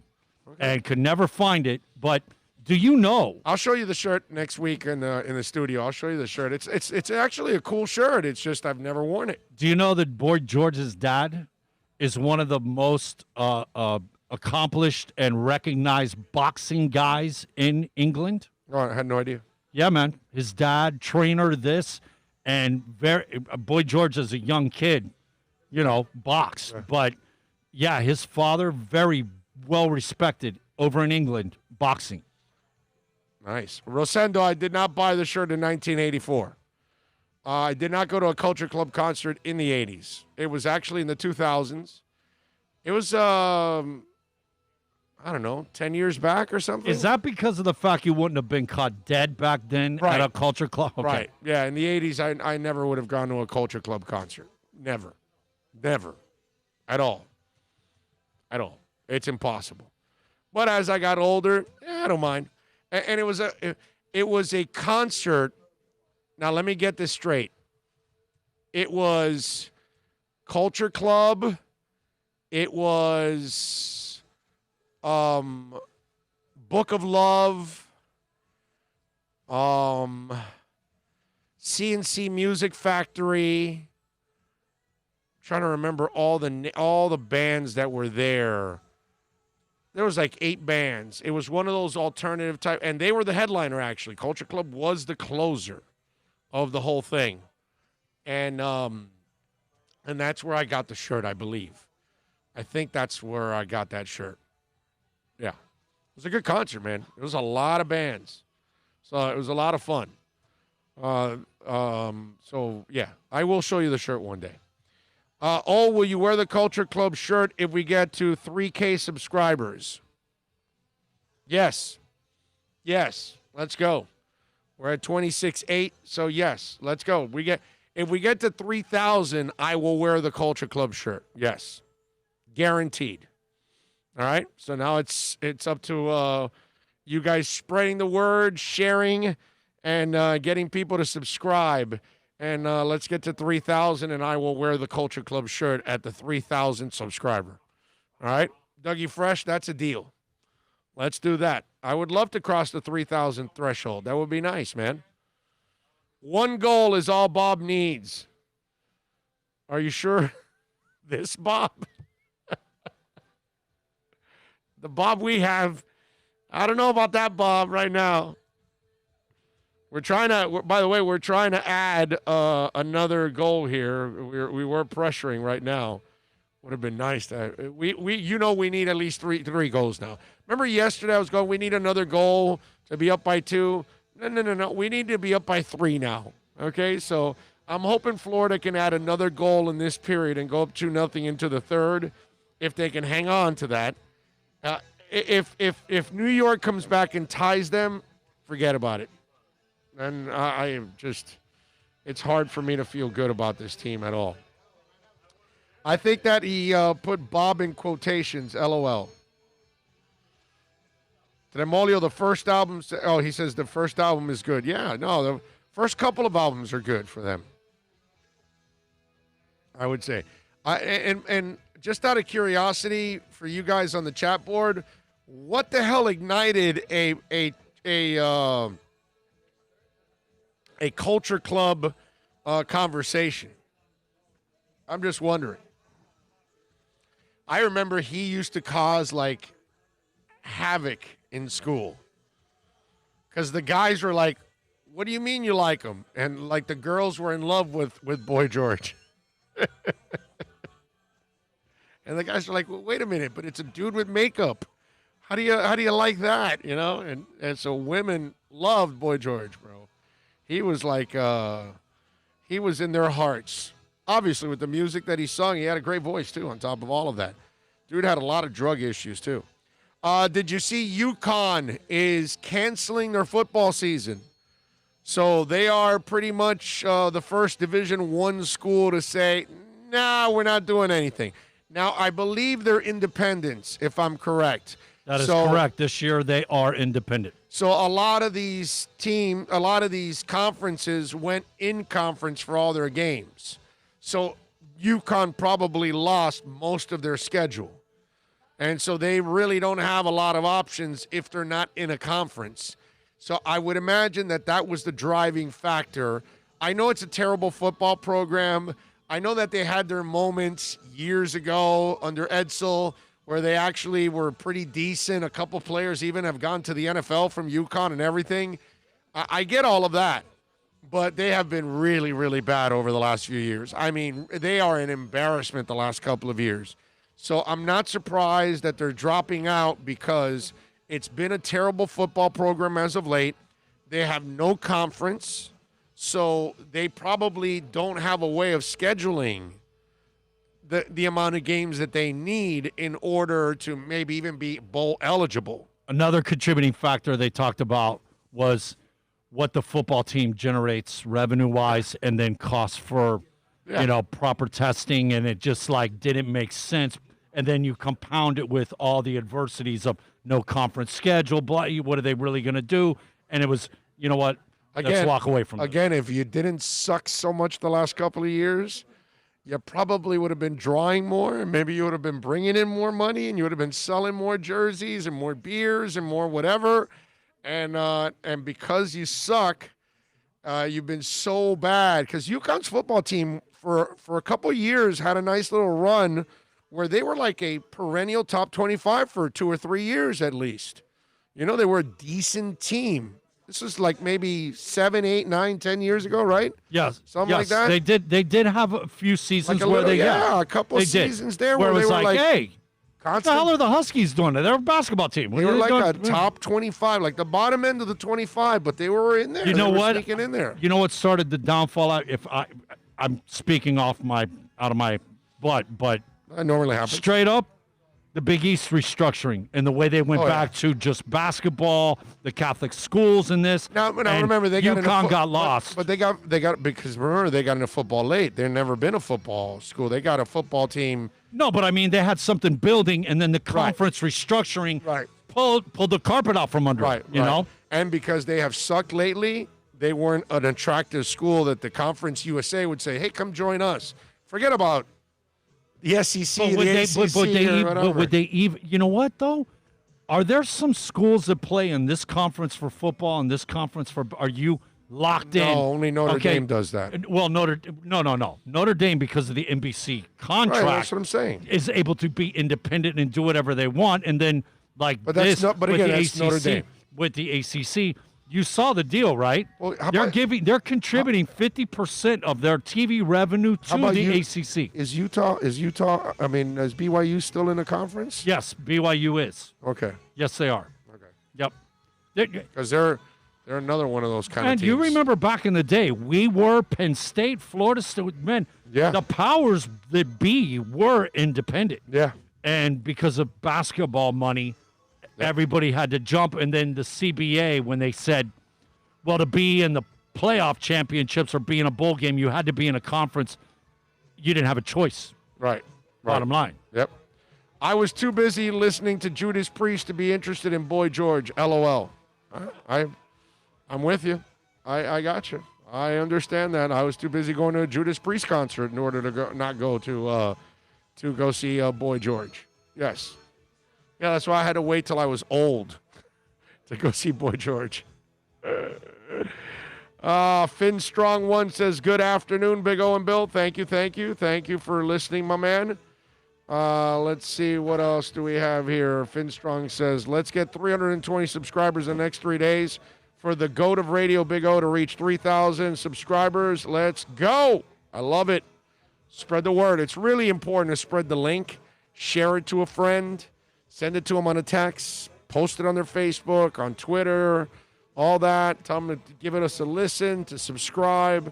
It's a beautiful thing if we're able to do that, man. Okay? So I would love to get this thing going to the point where we get to 3,000. That would be good. That's a nice one. And then when we get to 3,000, we'll come up with something crazy for me to do for 4,000. Because wearing the Culture Club shirt will be funny. I will admit you guys will probably get a kick out of it. But we could come up with something even crazier to motivate people to get to 4,000. Typo negative. Okay. I'm good with typo negative too. Even though I'm AB positive. Super Boom Shack says, Myron, I have seen Anthrax live many times. They are good. They are good. We've seen them twice. Yes. Yeah. Seen Anthrax a couple times. In front of Motorhead and Slayer. Yes. Right? Yes. Yes. That one was on the beach. Mm-hmm. What was it? What's the place? Help me. Jackie Gleason. Oh, Pompano Beach? No. Jackie Gleason Theater on Miami Beach. Fillmore. Thank you. Yes. God, man, I had a brain fart. Yes. I remember that. That was a good show. In fact, that was the show that I think NorCal was setting me up for backstage, if I'm correct. Right, NorCal? I think that was the one. I think it could have been. Did you guys see Gary Patterson, by the way, from TCU? I never understand this. Now, this is a message for white people, okay? White people everywhere, okay? I don't care if you're white and Latin, white and Asian, white and Anglo, whatever, any kind of white person, okay? You got to understand this. You are not supposed to be saying the N-word. Never. Okay? First of all, you shouldn't even be thinking it, whatever. But you definitely should not be repeating it. You should not be saying it to anybody that is African American. Okay? And I say this because Gary Patterson from TCU had to apologize for using the N-word. So let me read the story for you, okay? So the TCU head coach didn't elaborate on when and why he muttered the word, only adding, I have always encouraged our players to do better and be better, but I must live by the same standards. Gary was accused on Monday of saying the word during a dispute with a linebacker, a team workout this past Sunday. In the accusation, redshirt freshman Dylan Jordan claims he was quarreling with Patterson during practice. When the coach told him, you're an effing brat, I'll send you back to Pitt, referring to DJ's hometown of Pitt, Kansas. I said, for what? I did nothing. Jordan said, he followed up, you've been saying the N-word in the meeting room. Jordan said he and other TCU players refused to show up to practice on Monday over the coach's use of the word, adding Patterson came into the locker room and said, I wasn't calling him an N. Jordan continued, the behavior is not okay now or ever, and there needs to be repercussions to these actions. Another TCU player, the tight end, and Travius Lynn, said Patterson did in fact say the slur, but added Patterson never directed it at Jordan or anyone else. He said UN or N was never stated to anyone and never said. Coach P was trying to get Dylan to stop saying the word, period. So Patterson then put out a tweet to tell everybody, I met with our senior leaders in council last night. As this thing now, here we go. Last night about how we move forward as a team together. We are committed as individuals and as a program to fight racial injustice of any kind. I apologize for the use of the word that in any context is unacceptable. I have always encouraged our players to do better and be better, and I must live by the same standards. Our players, past and present, have always been the strength of our program. These men are and will always be my motivation and driving force. Now, I understand what Gary Patterson was trying to do. Because he's not the first guy that tries to tell a black person that don't say the N-word. And then you try to say it to try to, minimize it, to try to show how ugly it can be. And you're trying to teach some kind of lesson. But you're not teaching a lesson to somebody that's black. They know the word. They know exactly the connotations of the word. Now, I don't know if I should phrase it this way or not, but to the African American community's credit, they have used a word that is just a terrible word. It's got a terrible reputation, but they have desensitized it to a point within their community that they use it as a term of endearment. That they can use it as a term where you're actually, complimenting somebody. You know what I mean? And we can never do that. Only black people can do that. And you have to understand that if you're white. Okay? I mean, if you're going to sing along with the rap song, I would hope that, okay, you don't mean anything by it. You're just going along with the song. I hope you're doing it in your car, by yourself, nobody around, okay? And I get it. You're just singing the lyrics of the song. You don't mean anything bad by it. I mean, everybody's heard plenty of songs, and you go along with it. But you got to understand that you cannot desensitize the word. Okay, white people, you're not allowed to do that in no way, shape, or form. Now, for a lot of people, it's not acceptable the way some in the black community have desensitized the word, the N-word.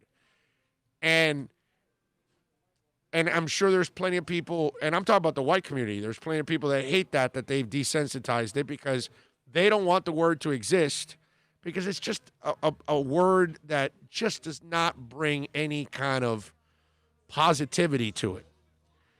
But, again, there's a certain section of the community that has found a way to desensitize it the way Archie Bunker did it, the way Red Fox did it, the way George Jefferson did it, the way Don Rickles did it, that they attacked racism with a level of humor, and they kind of brought those walls down. Now, we can't do that in today's world. Don Rickles cannot survive in today's world. Red Fox, none of these guys, man. Archie Bunker, none of these guys can survive in today's world. But it was a different time when we desensitized racism. But our problem was that during that time, while we were desensitizing it, we never did anything about it. We allowed it to fester. We allowed it to continue.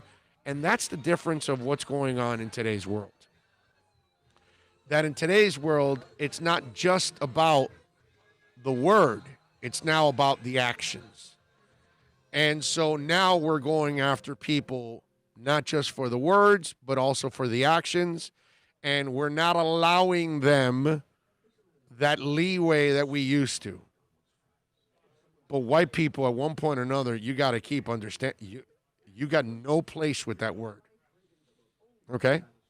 At all. I mean, I'm sorry. I don't understand. And it's usually administrators and coaches and teachers that are usually trapped in that thing with the N-word, where they're trying to reach somebody because they hear two black guys using the N-word loosely. They can do that. You may not find it right. You may not like it, but they can do that. Just like if you watch anybody from the Jewish community, the Jewish people are the most self-deprecating people there are in the world. They are awesome. They've got maybe the best sense of humor out of anybody. But yet they can say things about their own that nobody else can. Just like I'm Cuban American. Just like us Cuban Americans, we can say things about ourselves that other people can. That's just the way it is. Well, I get a pass because I grew up in Hialeah. You get somewhat of a pass. Yeah. Thank you, sir. There you go. But the N-word, you don't get a pass. There are no passes, okay? You got to learn that there are no passes to any of this. So please stay away from it. All right. Friday, we will be at Craig Zinn's, Acura, Pembroke Pines, 15601 Pines Boulevard. Come on by and say hi. Would love to meet you out there. Bring your mask, okay? And I think by tomorrow we get I got these portable ACs for us, by the way. Really? Yeah. I mean, they're small, but you just pissed off John immensely. You know that, right? But they're like fans that you He had aspirations of having a you put water or you put ice. Right. Yeah, that's the one I was talking about, right, I think. Right. Look, right. John's pissed off because he had aspirations of running a portable air conditioning business. It's probably he's halfway there with the contraption he created for us, which you're amazing, John. Anyway, let's take a quick break, and we'll come back on the other side. We're at VSS West Pines. Come on by, man. 12397 Pembroke Road. Would love to meet you. We'll be out here till about 3 o'clock. Let's take a break. Back with more right here on The Big O Show. It's a buyer's market at Toyota of Hollywood. Over 1,500 Toyotas on the ground, and truckloads just keep on coming. Now pay up to 50% less. 2020 Camry, not $29,000, $17,775. 2020 Corolla, not $22,000, $13,775. Buy a new 2020 Toyota with 0 down and 0% financing, or we'll make your payments till 2021. At Toyota of Hollywood, the #1 volume Toyota dealer on 441 between Hollywood Boulevard and Sheridan Street. Are you tired of watching the same old travel videos on the internet? Well, then check out MikeNoGoZones.com, a travel documentary that's breaking barriers. I go to the places that the media tells you to fear, where no one else dares to go. Baltimore, Opelika, South Side of Chicago, and more. Go to MikeNoGoZones.com. America's safest and best-selling compact luxury SUV is at Acura of Pembroke Pines, and this is how we do it. RDX, $339 a month at Acura of Pembroke Pines, the #1 volume Acura dealer.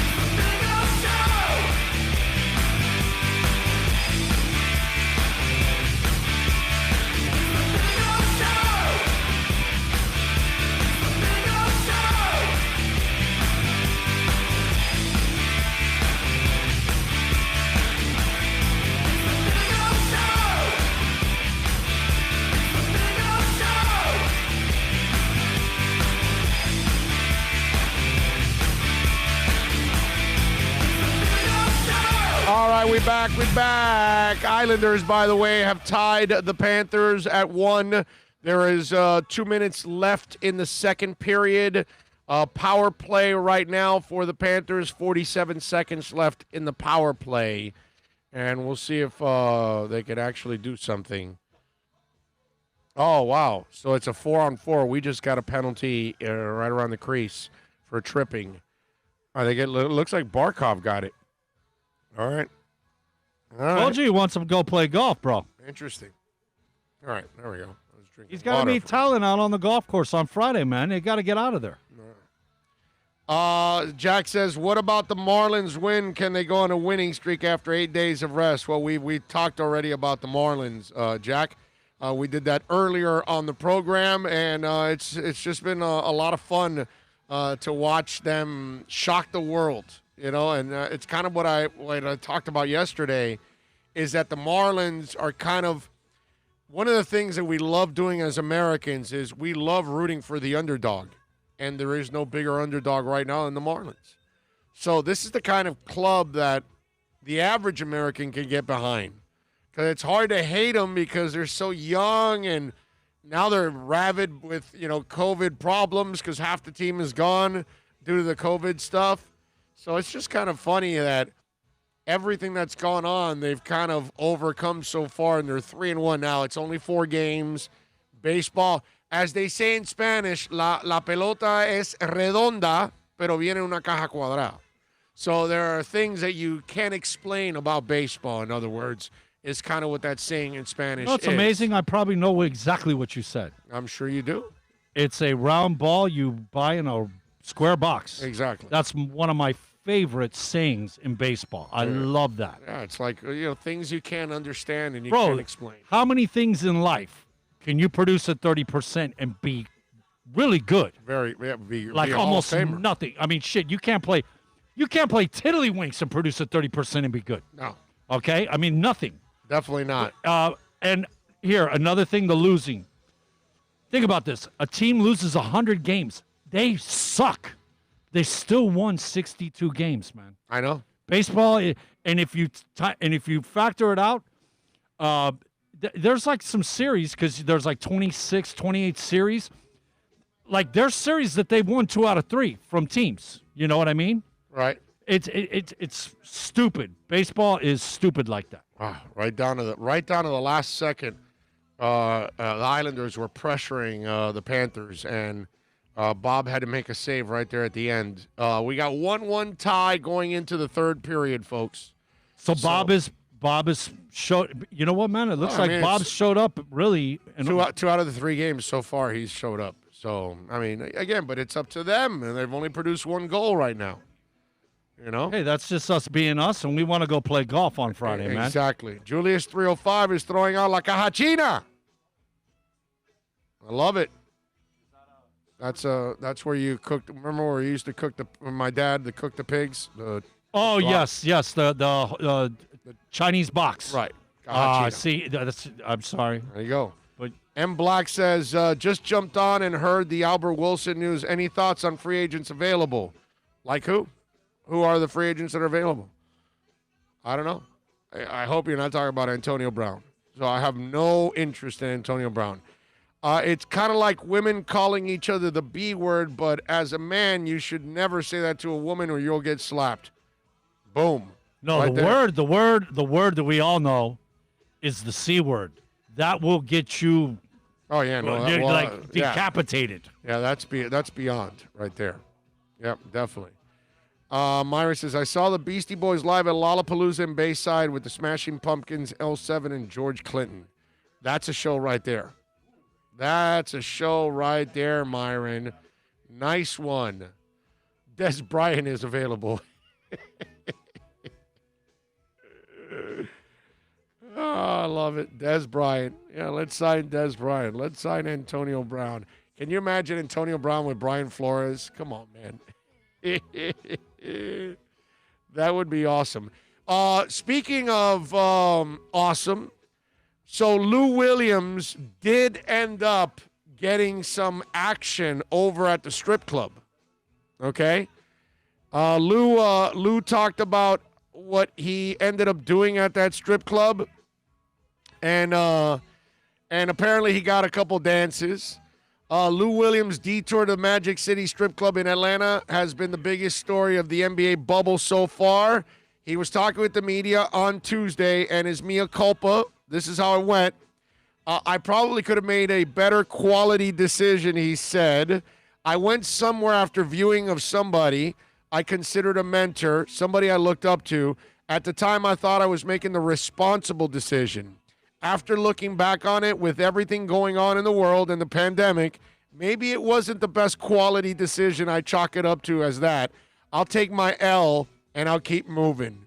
And so apparently they ended up interviewing a girl that was there at the club and said that, hey, while he was there, he was, getting a couple of dances.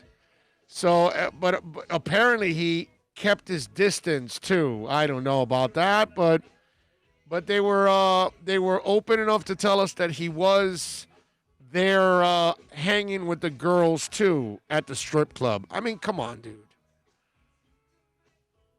And you think you could have made a better decision? You go to a damn strip club when you're not supposed to?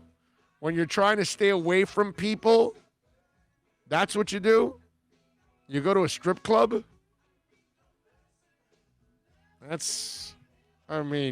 Sweet Lou Williams. Come on, my man. Hello, I'll give him credit. He goes, hey, I'll take the L. It's not like he's fighting it and saying, oh, I should have been there. I got no problem. I did all the. No, he's taking the L. He knows that what he did was wrong. The best part about it all was that he really didn't get corona, apparently. So that's the good thing, that he's only going to miss the 2 games. He'll have his quarantine period, and then he's with the team. And again, I don't want anybody to get this thing, because you have no idea what it's going to do to you. You might survive it with no problem, or it might kick your ass for a couple of months. It might leave you with some kind of, respiratory issue for a while. And that's what you definitely don't want, 786-322-1105 if you want to get in on the text line. And the Marlins, by the way, play a doubleheader today. Remember, it's 7 innings. Okay? No 9 here. I was thinking about this. Does this give the Marlins an advantage in any way, shape, or not an advantage? I'm sorry. That's not fair, because the Marlins are so young and so green and lack talent at this point, especially with all the COVID stuff, that they're not going to have an advantage in any way, shape, or form. But 7 innings, considering they had a lot of COVID losses in their bullpen, this is kind of what you want if you're the Marlins, right? So, okay, it's not an advantage, but it helps a little bit. Let's put it that way. That they don't have to pitch 4 innings today. I mean, Pablo Lopez last night, he went 5 innings, 2 hits, 7 Ks. He pitched really well yesterday, man. We all realized that yesterday they threw a 3-hit shutout, right? Okay, Lopez and 4 relievers after that, I want to say. I got to look it up, but I want to say it was about 4 relievers after that. So Lopez and 4 relievers combined for a 3-hit shutout. And I don't care that it was the Orioles. Okay? I'm not doing that. That was a hell of an outing for the Marlins yesterday. So today, you're taking on an Orioles team that isn't loaded. Okay? They're beatable. And the best part about the Marlins is that they're playing with house money. They're 3-1. They've been their roster has been depleted because of COVID. You think those guys are going out there with any fear? They might be a little nervous, but they're dying to go out there and prove themselves. And they're playing fearless. They got nothing to lose. They're supposed to lose. They're not supposed to compete. So it's dangerous to play those kind of teams because they're so loose that they're not worried about mistakes. The Panthers, you think Barkov and Huberdeau and Ekblad, who have been here year in and year out and year in and year out, they fail and they come up short. You think those guys aren't nervous? You think those guys aren't worried about making mistakes? Because a mistake becomes an enormous embarrassment for them. They lose today. Think about this with the Panthers. You did all that work. You went into a bubble. You went to another country for some of them. And for what? For 3 games? And your season's over. It's embarrassing. That's why they're a bunch of tight asses right now. Marlins, loosey-goosey, baby. They're as loose as Kim Kardashian. Okay? And, you know, sex with Kim Kardashian is like throwing a hot dog down a hallway. Loose, loose, loose, baby. So that's what's dangerous about the Marlins. Okay? I don't know if they're going to make any real noise, all that, but when you're playing a team like this that has nothing to lose, there you go. They're 3-1. Everybody that comes up to the plate has a chip on their shoulders. Everybody that comes up to the plate is unproven and needs to prove themselves. Everybody that comes to the plate is fighting for a permanent position on the team pretty much. Everybody that's coming to the plate is fighting for a contract down the line. That's how fun and dangerous the Marlins are. Now, I don't know how impactful they'll be, but for now, I'll take the ride, man. They're 1 game out of first place, right behind the Braves. Why not? A lot of fun, man. It's a lot of fun to watch these Marlins. So today we got that doubleheader, 5:05 and 8:05. I'll be watching it all, you know, because obviously this will be done here. And I got to watch the MLS tonight. I mean, I don't know how many of you are in it, but I am definitely going to watch Philly and Portland tonight. That is going to be a lot of fun, man. I have 4 baseball games today. Yeah? I got 2 Yankees games, and I got 2 Marlins games. Nice. There you go. Nothing wrong with that. Nothing wrong with that. Did you notice that Lopez took out his Rosen rag after every inning? LOL. I didn't notice it, but all I could tell you is, dude, Lopez was dealing, bro. That was fun to watch. I kept going. Wow, these guys are winning again, and then they're hitting a home run and a home run. And I'm like, this is fun. I like it. I'm good with it. You know what, man? Maybe this adversity year and everything like that, these guys not being in the majors, and we know the difference between the minor and when you get to the majors. Kevin Costner talking about it on the bus. You know, I was in the show. Right. That these guys are so big-eyed and just like happy to be, you know, and just I got to do everything I can to stay here. That they not being a veteran might be a good thing because you don't know any better. Right. You know? Yeah, that's what I'm saying. That's what I've been saying, that they're loose, that this is a team that's not afraid to make mistakes, and that's scary, unlike the Panthers, that they know every mistake they make becomes catastrophic for them. Monte Harrison yesterday, don't know if you caught his tweets, but this is what he said yesterday. Thank you to my teammates, the coaching staff, and the entire Marlins organization. Remember, Monte made his debut yesterday, for allowing all of this to come true. I love you guys, but wait, don't forget, though, the fish are bottom feeders. Yeah, right.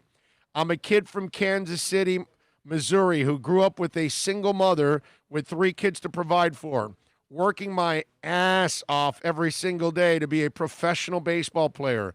My brother and I becoming one of 4 sets of brothers to play professional baseball, professional basketball, and baseball. Man, where do I start? Now I envisioned it starting off, LOL, but the nerves running through my body I've never felt before. The excited, anxious, nervous, bubble guts feeling of stepping on the field. I'm so blessed, honored to get to step foot on a big league field. That was Monte Harrison yesterday. 3 separate tweets, one after the other. about his debut. And it wasn't like he had a nice catch, but he didn't do anything with the bat. And hopefully he will down the line, but this is what you're dealing with, a whole bunch of young guys that want to prove everybody wrong, and that's fun, man. That's fun. Man of 1,005 holds goes, R.I.P. Panthers, time to clean the house. It's 1-1, but yeah, you're probably right. It's gonna end up being that. I can't disagree with that, my brother. It's the Panthers are that team that just frustrates the crap out of you. That's all you can do. All right, 786-322-1105. That's 786-322-1105 if you want to get in. Once again, somebody suing Donald Trump from the music industry. This time it's Neil Young has now sued Donald Trump for copyright infringement after the president's campaign featured repeated airings of his songs during political rallies.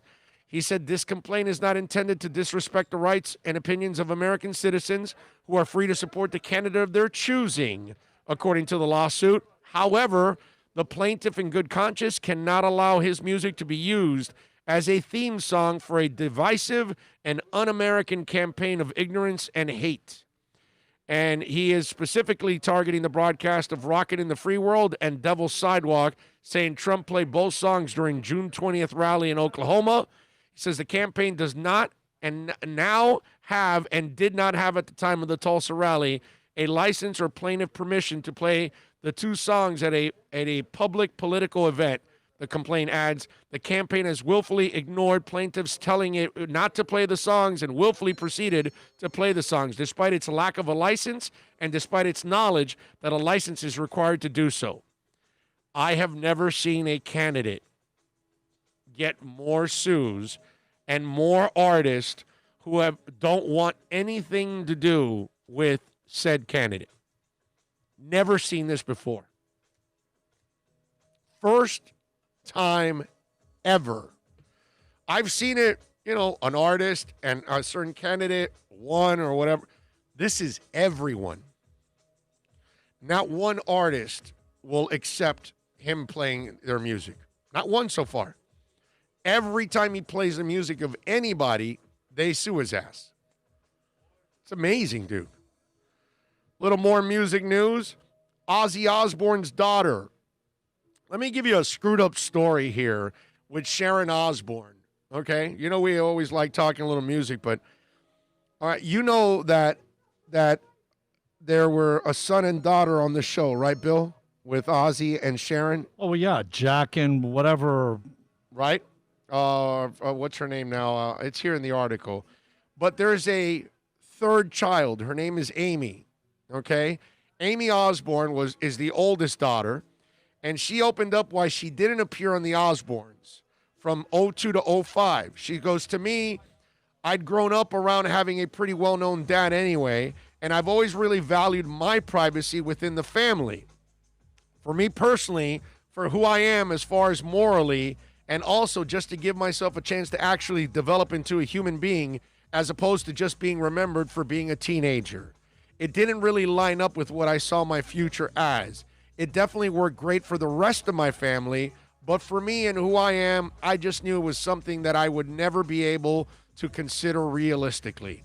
Amy was 16 when the Osbournes premiered, and while the show regularly featured the other two children, Jack and Kelly, Amy was nowhere in sight on the cameras. In fact, she had to move out of the family's home in Los Angeles to avoid the spotlight.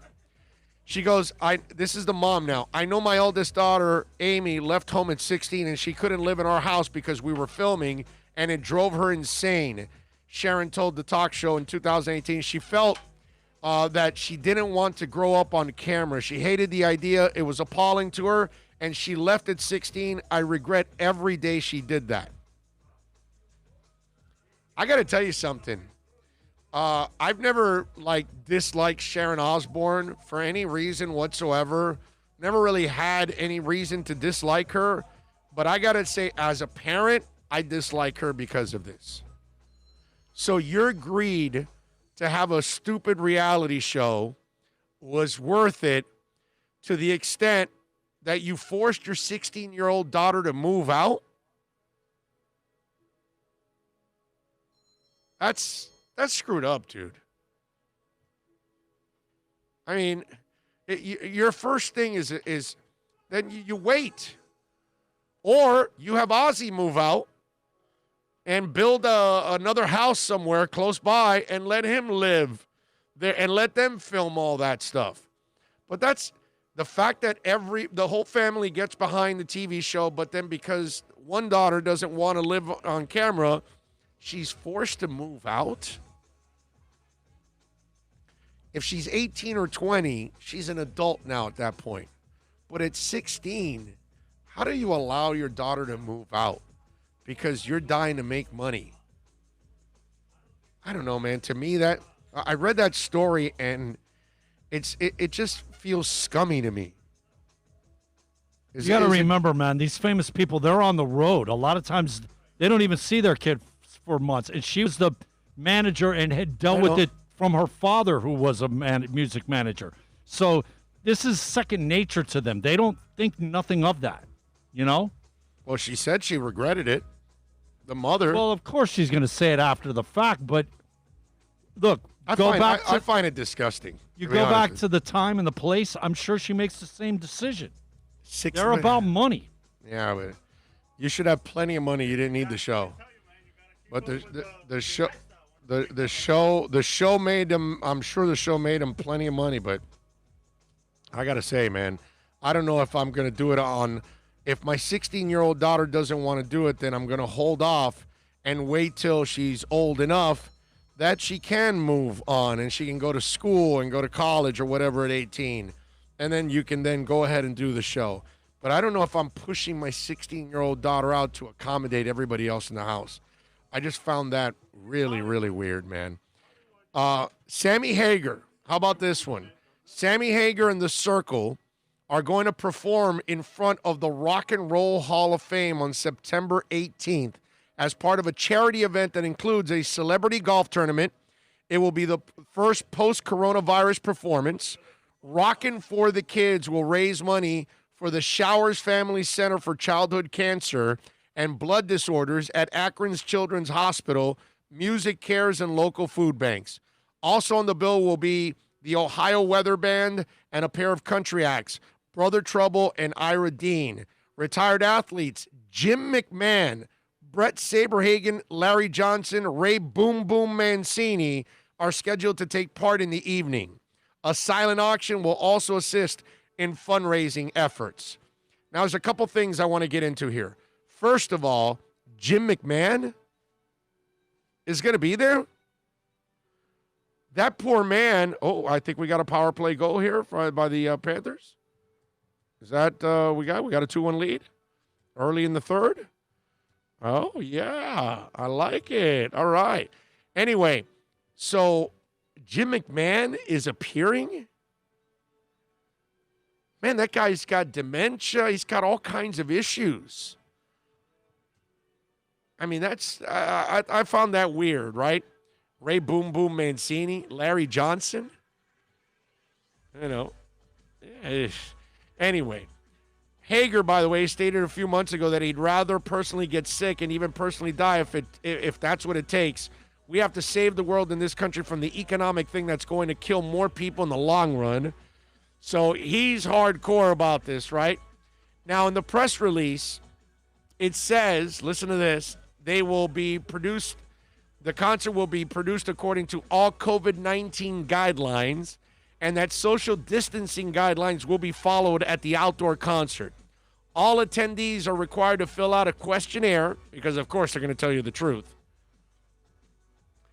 And then on top of all of that, they have their temperature taken, because of course that's going to solve everything, because whenever you're positive on COVID, for sure you're going to have a temperature. It's the best test. Yes. All masks, now, while masks are required to enter the Rock Hall, they are not mandatory in the outdoor plaza, where the capacity will be 1,000 guests. This is why this continues. because you do things like this. You do stupid things like this.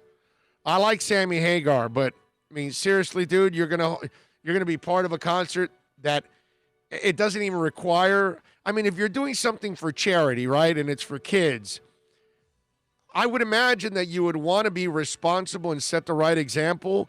And while it might be only suggested, if you're holding that event, you tell people, listen, you are required to wear a mask. Now, if you've got a guy like Sammy Hagar that's all balls out, and look, I'm fine with working. I'm fine with those people that are attending the concert, okay? But, dude, wear a mask at least. So any of those people, any of those 1,000 that aren't wearing a mask, that's part of the problem. They're part of spreading it. It's not so much about the event itself. If you really are going to follow the rules, then do it. Come on. I mean, that to me is the part that bothers me out of all of this.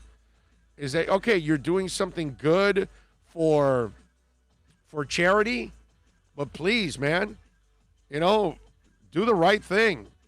Do it the way you're supposed to. Drew Bow sending in a super chat. Thank you, Drew Bow. Appreciate you, my brother. He says, thanks, NorCal. You're one cool Finn fan. There you go. Thank you, Drew Bow. Sending in a super chat. You got it there? Because I don't hear anything. I don't know. Anything going on? Let me see. Anything? Anything?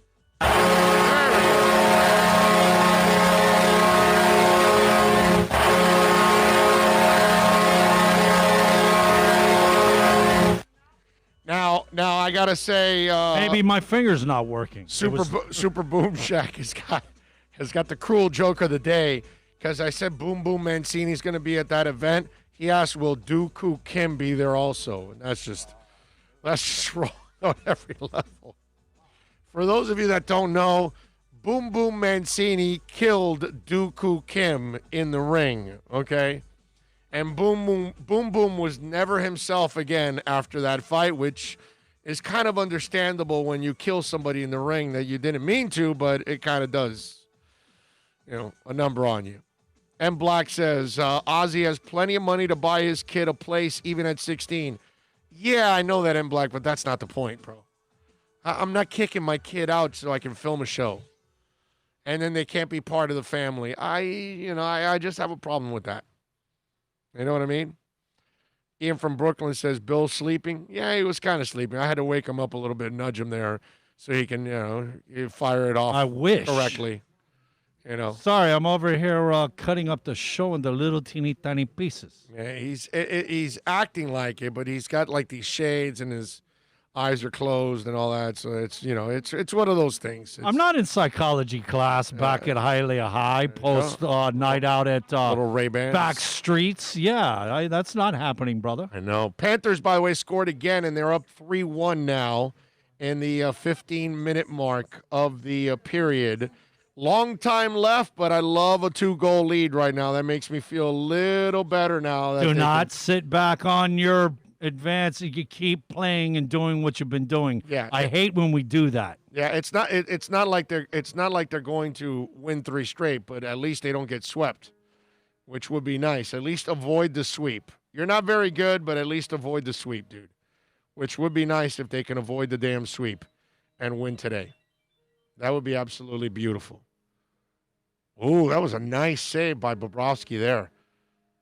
Barzal had a clear shot there, and with the way Bob's playing, man, if we could get our head out of our culo, we have a shot because he's been playing decent, man. No, he has. He's played well so far here. Look, we all know you get in the playoffs, man. You get behind a hot goalie, he could take you places, man. Yeah, Hank Goldberg's left nut says, Big O, did you say Larry Johnson's going to be at this concert? He is nuts.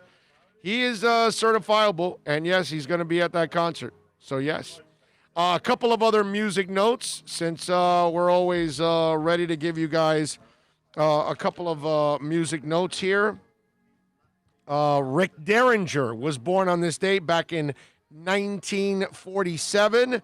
Eddie Fingers Ojeda was born on this date in 1955. Guitarist for Twisted Sister.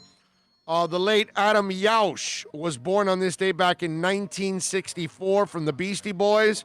We lost him 8 years ago in 2012 on May 4th, man. It's already been 8 years that Adam Yauch has passed away. That's crazy. That I would never think that it's been 8 years already. That, my friends, time flies right there. In history today, let's start off with in 1972, Clive Davis signed a young band called Aerosmith to CBS Records after seeing them play at Max's Kansas City in New York City. They received $125,000 at the signing. The Runaways, back in 1975, Joan Jett and drummer Sandy West formed the first all-female heavy rock band, the Runaways. And back in 1957 on this date, American Bandstand first aired nationally. So there you go, a couple of music notes, birthdays, and historic things that happened in the world of music. All right, let's do this. Let's take a quick break. We're coming to you live from VSS West Pines. Come on out here, man. Check us out, 12397 Pembroke Road. We'll be out here for about another 50 minutes. Out here, come on out and join us. We'll have some fun. Come see Jose, come see Jason, come see all the great people out here. They will take care of you, which is always a beautiful thing, and 20% off too. Okay, so you come on out here. You want to buy a water bong, you want to buy a hookah pipe, you want to buy a humidifier, you want to buy e-juice, you want to buy CBD, whether it's for stress, anxiety, pain, maybe it's for your animals. Doesn't matter. 20% off. Mention our name. 12397 Pembroke Road. It's VSSWestPines.com. And also you can call them 954-613-3367. Let's take a break back here for hour number 3 right here on The Big O Show. It's a buyer's market at Toyota of Hollywood. Over 1,500 Toyotas on the ground, and truckloads just keep on coming. Now pay up to 50% less. 2020 Camry, not $29,000, $17,775. 2020 Corolla, not $22,000, $13,775. Buy a new 2020 Toyota with 0 down and 0% financing, or we'll make your payments till 2021. At Toyota of Hollywood, the #1 volume Toyota dealer on 441 between Hollywood Boulevard and Sheridan Street. Are you tired of watching the same old travel videos on the internet? Well, then check out MikeNoGoZones.com, a travel documentary that's breaking barriers. I go to the places that the media tells you to fear, where no one else dares to go. Baltimore, Opelika, South Side of Chicago, and more. Go to MikeNoGoZones.com. America's safest and best-selling compact luxury SUV is at Acura of Pembroke Pines, and this is how we do it. RDX, $339 a month at Acura of Pembroke Pines, the #1 volume Acura dealer.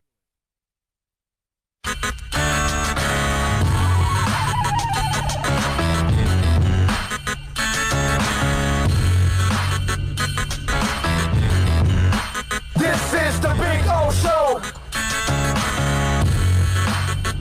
This is the Big O Show. This is the Big O Show.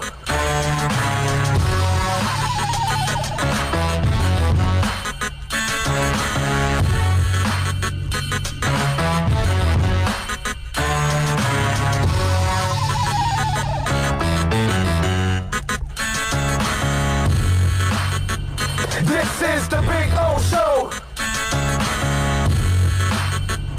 This is the Big O Show.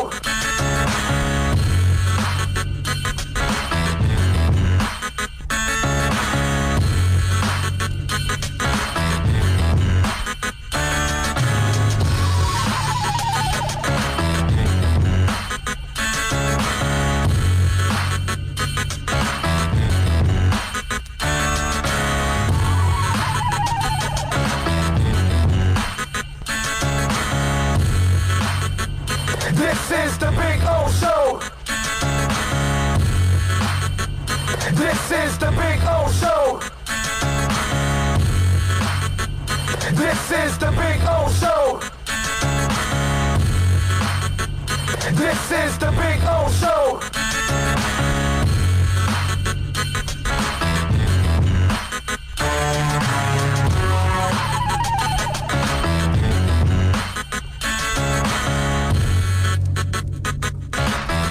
Some interesting stuff now. Herman says, "Hey, Big O, put on the mask." Thank you, sir. I forgot. I was drinking water now during the break, and I forgot about the mask there. Thank you, sir. What Appreciate the you. hell are you doing? Get your mask on. Yeah. And Herman says, "Big O, chill out." And he says, "Bill, chill out and stop saying culo." Also, we got an interesting development in the NFL. And, I've had a lot of fun with this because in New England, Belichick, obviously, while he's the genius and all that good stuff, it's not like players are on board completely and they're gun-ho about the season. No, the Patriots have had more players than anybody else drop out. Okay? And some important players have dropped out. And I've told you that why? Because Tom Brady's not there. And you look at the Bucs, and the Bucs, maybe they've lost one guy or something. I don't even know if they've lost a guy yet. Maybe there's one. I think there's one guy that may have dropped out, but again, nothing huge. Well, now here's a story that is coming out of Tampa that it says the union, with the union for the right to compel players to live in hotels all season when it can be done on a voluntary basis, since they couldn't agree to any kind of bubble, NFL teams are waking up to the ability to create a hardened bubble without seeking formal permission to do so. So the league has already said in an email that it's permissible to have a voluntary sequestering everybody voluntarily, which, by the way, the Saints are doing during training camp. One of their top rivals is now taking it to the next level. Rick Stroud of Tampa Bay Times says that Bruce Arians said on Wednesday that the team has secured a hotel in Tampa for players to sequester if they choose so. Now, the spoiler alert is they will they choose, right? So despite Tom Brady's cavalier attitude towards the coronavirus during the offseason, he surely realizes that a positive test will shut the player down for at least a game. So he's encouraged players, especially those deemed to be at higher risk of doing something that would expose them to the virus, of staying there. So it'll be interesting to see if Brady stays there himself. He probably would, because he will set an example. His candid remarks to Howard Stern regarding past friction with Mrs. Brady could make a 5-month disappearing act very delicate proposition. But if Brady doesn't stay at the hotel, how can he expect teammates to do the same? Knowing Brady, he will probably stay there because he'll want to set the example, and he'll force other, like if Tom Brady's doing it, you got to do it. That kind of stuff. And remember, on this show, we've been talking about 32 bubbles. And one of the reasons why I gave the NFL hope over college is why, ladies and gentlemen? Because the NFL has guys that have a lot of bills. And so when you have responsibilities in life and they come from your job, you kind of take your job serious. And that's where I thought that the NFL has a little shot at keeping it alive. If they do this, they have an enormous shot now.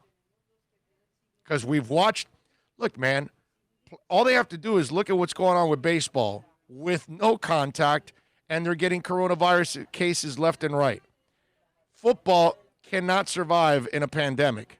So if you do come up with your own bubble, which is what the Dolphins should do next, is have a hotel that they dominate too, and have the players stay there and control the environment and give yourself a chance to actually have a whole season. I mean, selfishly, if you're a player, man, if you get to play out the season, you get your salary, you get to establish your career, you get another year on your career, another year for your what's that called, the pension, all of that stuff. There's a lot of positives to it. Are there sacrifices? Okay, so what? You make sacrifices for your job. I make sacrifices for my job. We've all done it. Let's not make it sound like this is something that's new to anybody. That's the one thing that, look, if you have medical issues, you or somebody you love in your family, and you want to opt out, that's fine. If you don't have medical issues and you're bitching and complaining about being stuck in a hotel for a couple of months with your team, I got no time for you. I got none. I think you're a wuss. That's all. If you're not doing it for the protection of a loved one, for a medical issue, you're a wuss. That's all. It's either or. That's it. Because if you're in a bubble, you have controlled the environment. Now, if you don't want to play college football or the NFL the way it's currently set up, I get it. You don't want to play baseball the way it's currently set up? Go for it, man. Get the hell out. But if they can create a bubble and you can be in there and you look at what's going on with soccer, hockey, and basketball, no setbacks at all. You're a wuss. Unless you go to the strip club, get some chicken wings. Right, but even that, it still did not affect the NBA whatsoever. They just put them aside for 10 days, and that's it. Issue done. You know what I mean? So to me, you only have one excuse not to go in a bubble, and that's a medical issue, and we all have to respect that. But outside of that, you're a stinking wuss. Okay? And if you can't handle being in a bubble for a couple of months, you're a loser, dude. That's all. Pretty simple. And so if Tampa's able to do that, again, when you've got a guy like Brady who's going to lead by example, and I'm sure he will go in the bubble. And Giselle looks to me like the kind of woman that she understands what position he's in, and she's going to respect it, and she's going to go along with it, like any good woman or good husband would do. If your wife has to, travel for the next 6 months for her business, but it means everything for her career and it's going to advance it, what do you do as a husband? You tell her, no, you can't do it? No, you tell her, let's go. I know, I get it. It'll be a rough 6 months, but we'll get through it. We'll stay in contact. We'll do whatever. Maybe I'll fly out and meet you one day or whatever. That's it. I had to leave and work in San Francisco. And in 6 months, I saw my wife once where she came out for a couple of days. But it was part of me early in my career trying to establish it, what direction I was going in. I wasn't sure. It was a great opportunity. My wife's not going to get in the way of me chasing my dreams. I wouldn't get in the way of her chasing hers. That's what a good foundation does. That's what you're supposed to do. You're supposed to support each other. So if your wife's not allowing you to go to the bubble just because she wants to be a bitch, then you got the wrong wife. It's pretty simple. That's all. That's selfish is what that is. Now, again, medical issues, I got no problem with that. You don't have to play a damn minute of any sport if you got medical issues. Those are legitimate. So to hear that Tampa may be creating their own bubble now, and they've locked down a hotel, the NFL prints enough money that every team can do that. Okay? And I wouldn't be surprised if every team except the Bengals does it. Because, of course, the Bengals are cheap bastards. Oh, I mean, they are. They're cheap bastards. I mean, they're not going to do anything. The Bengals must continue to bungle. Yes, and they will. And they will. But if the money is there, why don't these leagues have stronger restrictions and create a mandatory bubble? Because, Rosendo, it has to be negotiated. In the collective bargaining agreement, you must negotiate with the players' union. So if the players' union does not agree on it, then it won't happen, like baseball. Baseball did not want to do the bubble. That was not going to be an option for baseball. That's why. That's all collectively bargained, my friend. Remember, Rosendo, they live in a different world than you and I. Much different world. Let's see. I always thought the bass player was hot. Who are you talking about? Let's see. What do we have here? I think you guys are in a completely other conversation. Man of 1,005 holes says 8 years already. Damn, I'm old. You're talking about Yauch? Yeah. Yeah, man. 8 years that he passed away. 786-322-1105 if you want to get in on the text line. That's 786-322-1105 if you want to get in. Ozzy Osbourne, by the way, I did not do we have that sound there for Ozzy talking about his update? I did not give it, but for those of you, I forgot to tell you in music news, Ozzy Osbourne has updated his fans on his health, and it seems like he wants to get back on the road and tour. There's a funny thing that goes on here when he explains his health. Sharon Osbourne is there too. You'll hear her in this whole thing.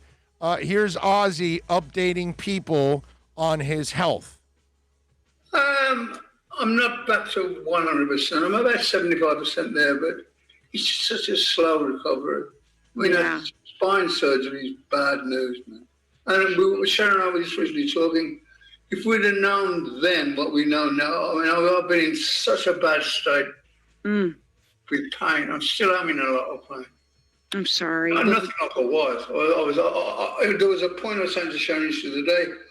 I was convinced that I was dying. I was in that much discomfort and pain and misery. I thought they were all hiding from me. And I remember saying to Sharon, you got to level with me. It's worse than you're making it out. She says, no. Yeah, he thought we were hiding it from him. No. Yeah. Oh my God, I'm so glad that you're not feeling that same pain still. It's the worst. I've dropped all the medication for pain now. Well, you look great, and we're all cheering for you, and so many people love you.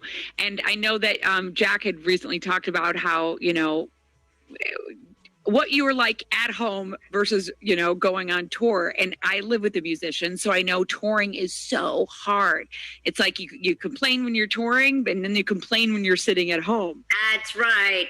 There's no happy medium. No, there isn't. No, I think there's a happy medium when the 90 minutes when he's performing. That's it.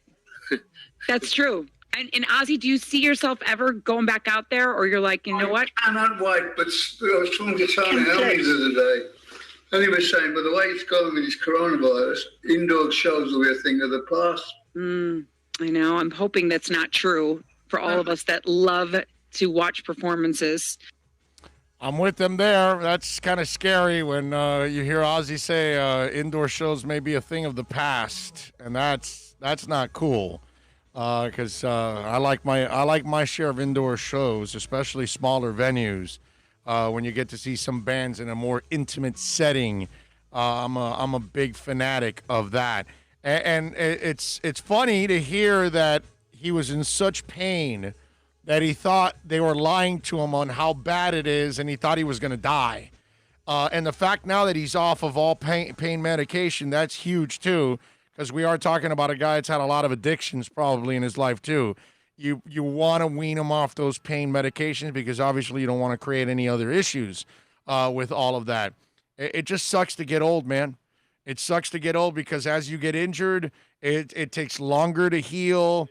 Everything. And any of us that are getting older, you know what I'm talking about, that when you hurt something, it takes a lot longer for you to get back to being 100%. So we'll see if, and I will say this will motivate me more than ever to go see him the next time because that probably will be, the last go around for him if you're able to see him again. And remember, there's been some talk about a Black Sabbath reunion. Ozzy's open to it. Tony Iommi is open to it. So that's very cool. But remember, it's not a tour. They're talking about a one-off. So It's probably in London or probably in New York City or L.A., but it's somewhere it's going to be, and it's going to be a one-off, so you may even have a chance to see Black Sabbath one more time with them together.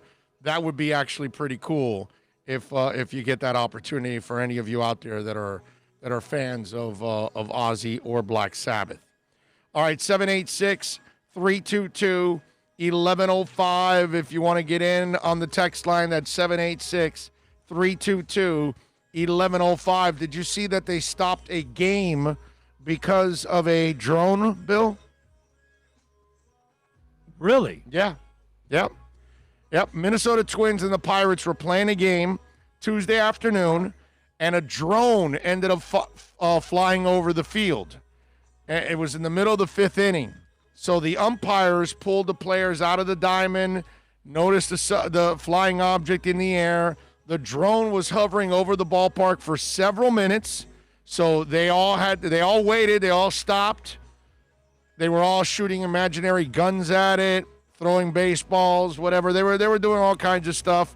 And eventually the drone then flies back out of center field and flies away, and then they're able to come back. I don't know yet if there's been any follow-up and have they caught the person that was flying the drone. And I don't know what laws they broke to. I'm sure they broke some kind of law by flying it into a stadium without permission, because even though there was nobody in the stadium, there's still a chance that the thing could, something happen and it could hurt somebody. You just never know. You would imagine that athletes will be able to avoid it, but you just never know. So I have not seen the follow-up story to this. I saw it yesterday. I saw the highlights of it all. I read the story, and I wanted to talk about it because, we've had delays because there's been a cat on the field, right? That's happened. Rabbits, bees. Remember the bees in the playoff game with Jabba Chamberlain? Yeah. Well, how about when Randy Johnson, dismantled a pigeon? Anybody? Oh, when he hit the pigeon, yeah. If any of you have never seen that and you're young. It just exploded. Randy Johnson was on the mound pitching to a batter, and a bird flew in the way of the pitch. And the ball hit the bird, and it exploded the bird, and there were feathers everywhere.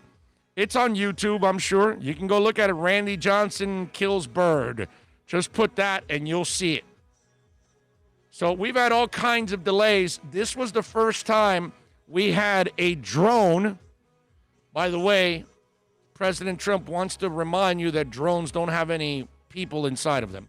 But anyway, a drone has delayed a sporting event. There you go, my friends. We have seen everything, okay? Delaying a game because of a drone. I love it. Rafael Nadal is out of the U.S. Open. You saw that, along with Roger Federer. Okay? I don't know how to feel about that. I don't know if I feel depressed about it or something. Am I supposed to feel that depressed about it? Am I supposed to feel like... You don't care because you don't like Rafi. No, I like Rafi. No, I like tennis. If Djokovic was out. But it's not... I'm saying because of the COVID. I can't blame him. I can't get mad at him. I can't be frustrated. No.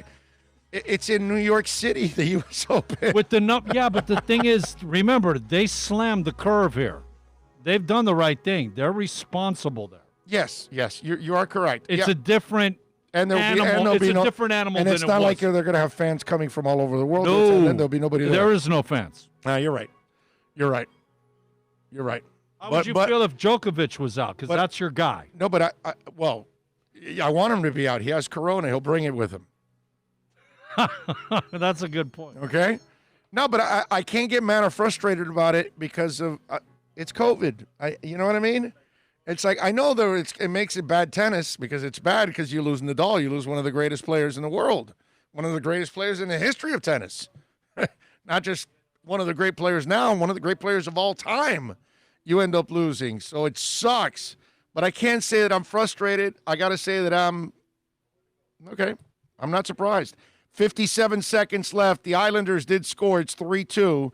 There's an empty net right now for the Islanders, so obviously they have an extra man on the ice, and they're trying to tie this game up with 46 seconds left. So we'll keep you updated on that and see if they do end up tying it. They are pressuring all over the place, my brother. Let's hope that they can actually stave off the Islanders. There's 34 seconds left now in the game. Panthers are trying to hang on for dear life. Go clock, go. Yeah, man, they're trying to hang on for dear life. Did you see what happened in Colorado State? That, my friends, is pretty sick what's going on in Colorado State, okay? Because they're trying to tell the athletes to cover up the COVID cases. So a number of Colorado State athletes claim they've been told to keep quiet about COVID-19 symptoms or suffer the consequences. Allegations are part of a lengthy investigation by the Coloradoan where 10 anonymous players and staff members allege the school is trying to downplay the pandemic to keep the season alive. An anonymous player told the outlet that coaches instructed the team to not tell trainers if they are experiencing any COVID symptoms. And if they did, they would lose playing time. I think everybody could be doing a better job, the football player says, but for our coaches to tell players not to tell trainers if they have symptoms because we have so many guys out is wrong. The report claims the football team has been hit hard with the virus. 27 players were missing from practice on July 29th due to COVID, causing the school to voluntarily shut down team activities. Another player claims a teammate experiencing symptoms was able to practice without wearing a mask and didn't want to get tested out of fear of missing workouts. This is the ignorance that's going on. So meanwhile, you're practicing, spreading it at everybody. CSU Athletic Director Joe Parker says the school is doing what they can to keep players safe and denies the athletic department has any say in handling COVID-19 cases. There's no influence from our coaching staff on those kind of decisions, and the decisions are made outside of the athletic department. That's the way I want it. Some players are speaking out against allegations, say they're simply not true. Coming from a player who compromised immune system, never once did I feel like CSU football ever put me in jeopardy. That's Todd Centennial, the QB. I felt very comfortable and safe while going through both voluntary and mandatory workouts. These allegations are not true. Terry McBride, the tight end, says the coaches have done a tremendous job of keeping the health of players and the staff a top priority. They plan to keep the players' safety in the center. Very accurate. So I believe that they're trying to hide it. I think those guys there are probably scared and they don't want to rip their coaches publicly. That's what I think. Because I don't think several players are going, and by the way, the Panthers did win. I don't think several players are going to be lying about something like this because that's going to put them in a terrible light. So the fact that they're putting them at risk, that's why they're coming forward with all of this. So I believe the players in this case more than I believe the school. And again, because of all the money involved, Bill, that's the other thing. These schools, and I don't believe they care about players in the NFL. I don't believe they care about players in college. I think they just use them for what they need them. And this is just part of the business for them. And to me, I'm going to lean on that they are trying to hide. We're going to get more from this story. There's no doubt about it. And when the paper, the Coloradoan, is behind it, they must feel there's truth also to it. You know what I'm saying? Because I don't think that writer is going to really go after it without real substance behind it. So again, if you were threatened, then publicly some of you may come up and because remember, all the people that are saying what happened, they're anonymous. The only two that have come out publicly are defending, and that's because they're putting their name on it. So they don't want any blowback from any of the coaches. Scary stuff. And if this is true, I see a massive lawsuit in their not so distant future. No, and especially if any of those kids that caught it, suffer any kind of real setbacks for the rest of their lives. Oh. Okay? That, my friends, is not going to be fun. All right?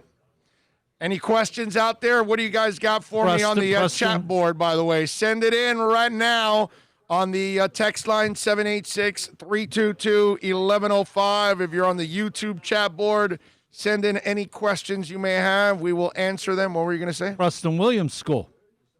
Yes. Yes. You are correct. And the ex-UM coach was there, Sonny Lubick, right? Wasn't Sonny Lubick there for a while? I believe you are correct, sir. I went to a concert like that at West Palm Beach Auditorium. I believe it was the summer of 1990. Oh, you're talking about the Boy George stuff, the culture club. Okay, mine was not that long ago, but I believe it. I believe it. And those are fun concerts, man. The Niners are a joke because they signed Deion Jordan. Like, what the F? I mean, you know. Deion Jordan is not the Deion Jordan we had. He stayed away from the substance issues, and he's kind of played some football. I mean, he's a reserve-type player, but it's nothing great. But I can see where, maybe the Niners think they can use him on the back end of the rotation on the D-line. So, look, man, Deion was a mess here, and he screwed up, and it was a terrible pick, one of the worst picks of all time, maybe the worst pick of all time. I get all of that. But give him a little love that after all the mess he created for himself, the last couple of years he's focused on football. And he's able to make a living out of it. So I can't deny the man that at least he's worked on his addictions and he's able to get back on the field. I commend him for that. You know what I mean?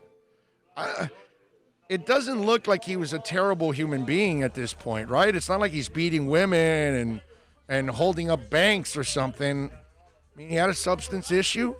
Poor guy. Sucks. A lot of people have to deal with those kind of issues. He fought through it. And, at this point, put it this way, at least he's not Antonio Brown. At least he's not Josh Gordon has continued to screw up. You know what I mean? Deion doesn't fail any more tests. At least I don't think any of the last couple of years. I'm pretty sure he's been pretty clean since he got back into football. He's just a reserve type guy, that's all. Big old Rick Derringer could shred. Did he play with the Winners brothers? Be safe. I don't know. I think he did play with the Winners brothers. Yes. With Johnny, I think it was. I think he was in his band before he went solo. I believe you're right. I think you're right on that. That he was in Winners band, and then he went on his own and did Rock and Roll Hoochie Coo, which is obviously his signature song of. Right, it is, right? Isn't Rick Derringer rock and roll? Hoochie Coo. Rock and roll, yeah. Let's see. Oh, how much Deion Jordan was bad coaching. No, Raging Dolphin Maniac. It had nothing to do with bad coaching. It was a bad decision, but the dude was a drug addict, was an alcoholic. It doesn't matter who's coaching you. The guy had substance issues. You know what I mean? So, look. Deion, we have to compartmentalize here, okay? Deion Jordan was terrible for the Dolphins. It was a terrible pick. It was a terrible experience, all of that. But I wish him the best, man. He's found a way to stay straight the last couple of years. He's played football. God bless him, man. He figured it out, and he didn't stay a loser. Good for him, man. Good for him. Derringer, Rock and Roll Hoochie Coo, 73. That's how old that song is. And before that, it was on Edgar Winter or Johnny Winter's band. Because I think I want to say he's in Frankenstein. They do mention Frankenstein, yes. I want to say he's guitarist there with him in Frankenstein. They have it listed with him, yes. Yeah. See, I know I remember that because I think the listener's right when he mentioned the Winter. I remember that I remember he was part of Winter's band. It was Mark is saying Edgar Winter band. There you go. I said Johnny. It was Edgar. Okay. Let's see. What do we have here? Bob wins. Yes, Mark. Thank the Lord. Love Nadal to win a Grand Slam. He needs one more to tie Roger. I was supposed to see Ozzy and Megadeth last year, and he canceled twice. He is done. I don't know, Super Boom Shack. I don't think he's done yet, bro. You know, you want to know why I don't think Ozzy is done yet? The day Ozzy is done, God, I hate to say this, he dies. I think he's one of those kind of people that it's like Paterno. Paterno had cancer, and he kept coaching Penn State. And until they took Penn State away from him, then he died. If they didn't take Penn State away from him, he probably coached another 10 years with cancer. And then he succumbed. Ozzy, I think, is that guy that his work is him. It's his life. And the second you take that away from him, you take his life away. And it just, he'll never be able to replace it. You know, the athlete goes and does, color analyst job, takes an assistant coaching job, tries to fill that hole. Ozzy will not find anything to fill that void. And so the second he's no longer Ozzy Osbourne on stage, heavy metal god, I fear for him. Okay? And it's something that it happens to human beings when they're married for a long time, that when one spouse goes, the next one goes shortly after, and you can't explain it. I mean, we saw it with Mad Dog and his wife. When Mad Dog finally passed away and succumbed to the cancer, then his wife then succumbed, and she all of a sudden got sick shortly after and joined Mad Dog up there in the big blue sky. And how many of you know of that scenario in your lifetime? Friend, family member, that's happened. And so there's a lot of people. I'm sure some of you may have somebody in your family that they're 70-something and they're still working. And you know deep down inside, you don't want to stop them from working. You want to let that run its course because you know how much that job means to that person, that career, whatever they do, the joy it brings them. I think Ozzy's that guy. So I believe you will see Ozzy again because Ozzy would rather probably die than not tour again. And I think he will do everything in his power to tour again. There is no doubt in my mind about that. Now, whether you get to see it or not, I'm not sure. I hope it coincides with your plans. I hope he comes by South Florida. But I'm planning on seeing Ozzy one more time. And I would imagine, and I'll go out on a limb and say Zach Wilde will be his guitorist. Okay? That's pretty funny. Am I going out on a limb? No, I don't think so. No, right? Oh, man. Let's see. As General MacArthur will say, soldiers don't die. They just simply fade away. Exactly. Yep. Yep. Sharon will have him on a wheelchair trying to sing. that Black Sabbath thing, though, man, I think I don't know if Geezer or Bill Ward would be involved. Geezer sure. will be. I don't know about Bill Ward because of all the legal issues that they've had with Bill Ward. They kicked him out of the band and all that stuff. So. Yeah, but for the final that was on Showtime or whatever, I've seen it a couple times. Bill Ward was there? Yeah, but the blood, the dirtiness got worse after that. That's the thing. Oh, it restarted. It restarted at post. It was going on the last couple of years. Yeah. No. There's some real. Did you ever see the final concert? Yeah. And all the backstage stuff. That was awesome. The way they did that. I saw them together, but that's not the point. The point is, I think he will come back. I'm convinced, or at least try. Because that's what's motivating him to get healthy. Right. To get back. It's being on stage. He doesn't want to get healthy just to live a quiet life. Some people are like that. They're like, you know what, man, I'm done with this already. I just want to get healthy and relax and have fun with Sharon and that's not him. That's not what he wants to do. He wants to be on stage. Neil Peart was there. Neil Peart was done. Right. I'm over. Right. He was happy done and and the rest is history, unfortunately. So yeah, I just think that's how it'll end up happening. Super Boom Shack says, bring back Jakey Lee. I think he's touring with Red Dragon Cartel. I think he brought that back, and I think he's not now touring, but I think he was in the process of all of that now with Jakey Lee. Anyway, so there you go. All right, we're going to wrap it up here on the program. We, of course, thank all the great people out here at VSS West Pines. Come on out here, mention my name, 20% off. 12397 Pembroke Road. Tomorrow, we're going to be out at Toyota of Hollywood like we are every Thursday.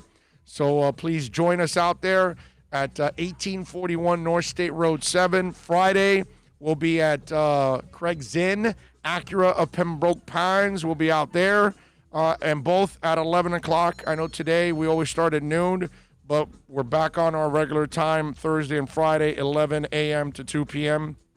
So we're Abby normal today. Tomorrow we go back to normalcy. I got you. Exactly. And Ray Grulong, of course, as we're wrapping up, the super chat comes in.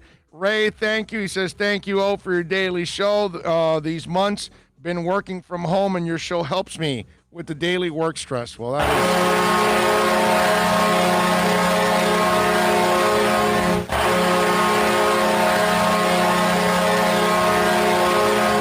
Thank you, Ray. Thank you very much. Julius, 305. Thank you, my brother. Thank you. There you go. I carry around a memory from Julius 305 every day. So are they going to keep you here with more super chats? So Julius 305 chimes in, and he puts, your phone line's been busy all afternoon. Great We're show. sorry about that. That's right. The phone lines have been smoking hot today on the program. But I do got to figure out a digital form of taking calls that it's portable. You guys just keep trying to get in on those phone lines. Exactly. I'm right. Especially that one dude that popped in for a couple minutes, formed a whole ruckus, and then left. Had a half a hiccup, not even a full hiccup. Mike Dominguez says, have a good day, guys. I got here late today, but I'm going to go back to listen to the show now. Thank you, Mike. Thank you for your dedication, and I thank all the great people out here at VSS West Pines. Get your butts on out here. You want to get CBD or anything else you need, 12397 Pembroke Road out here, Pembroke Pines. Tell them that Big O sent you. They will take care of you. On behalf of Bill and myself, Philippe on video, let's thank our super chatters, Myron, Kenneth in Cleveland, Drew Boo, Ray Grulong, Julius 305. Thank you all. We want information. Who are you? I'm a go-getter. Who are you? Dumbass material all the way. I am not. Dumbass. I am super chat.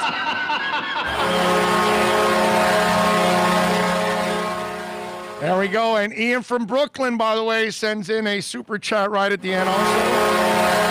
Thank you. Get to go home. Yeah, he says, another show down from the man, the myth, the legend. Big O, thank you, sir. I appreciate you, Ian. Very strong on your part. Very strong on all of you out there for downloading the show, watching, tweeting, texting, YouTube, super chatting, however it is you support us and our amazing sponsors like the great people here at VSS West Pines. We will see you tomorrow at 11 a.m. You all be good, you all be safe, and wear your mask. Until tomorrow, see you later. This is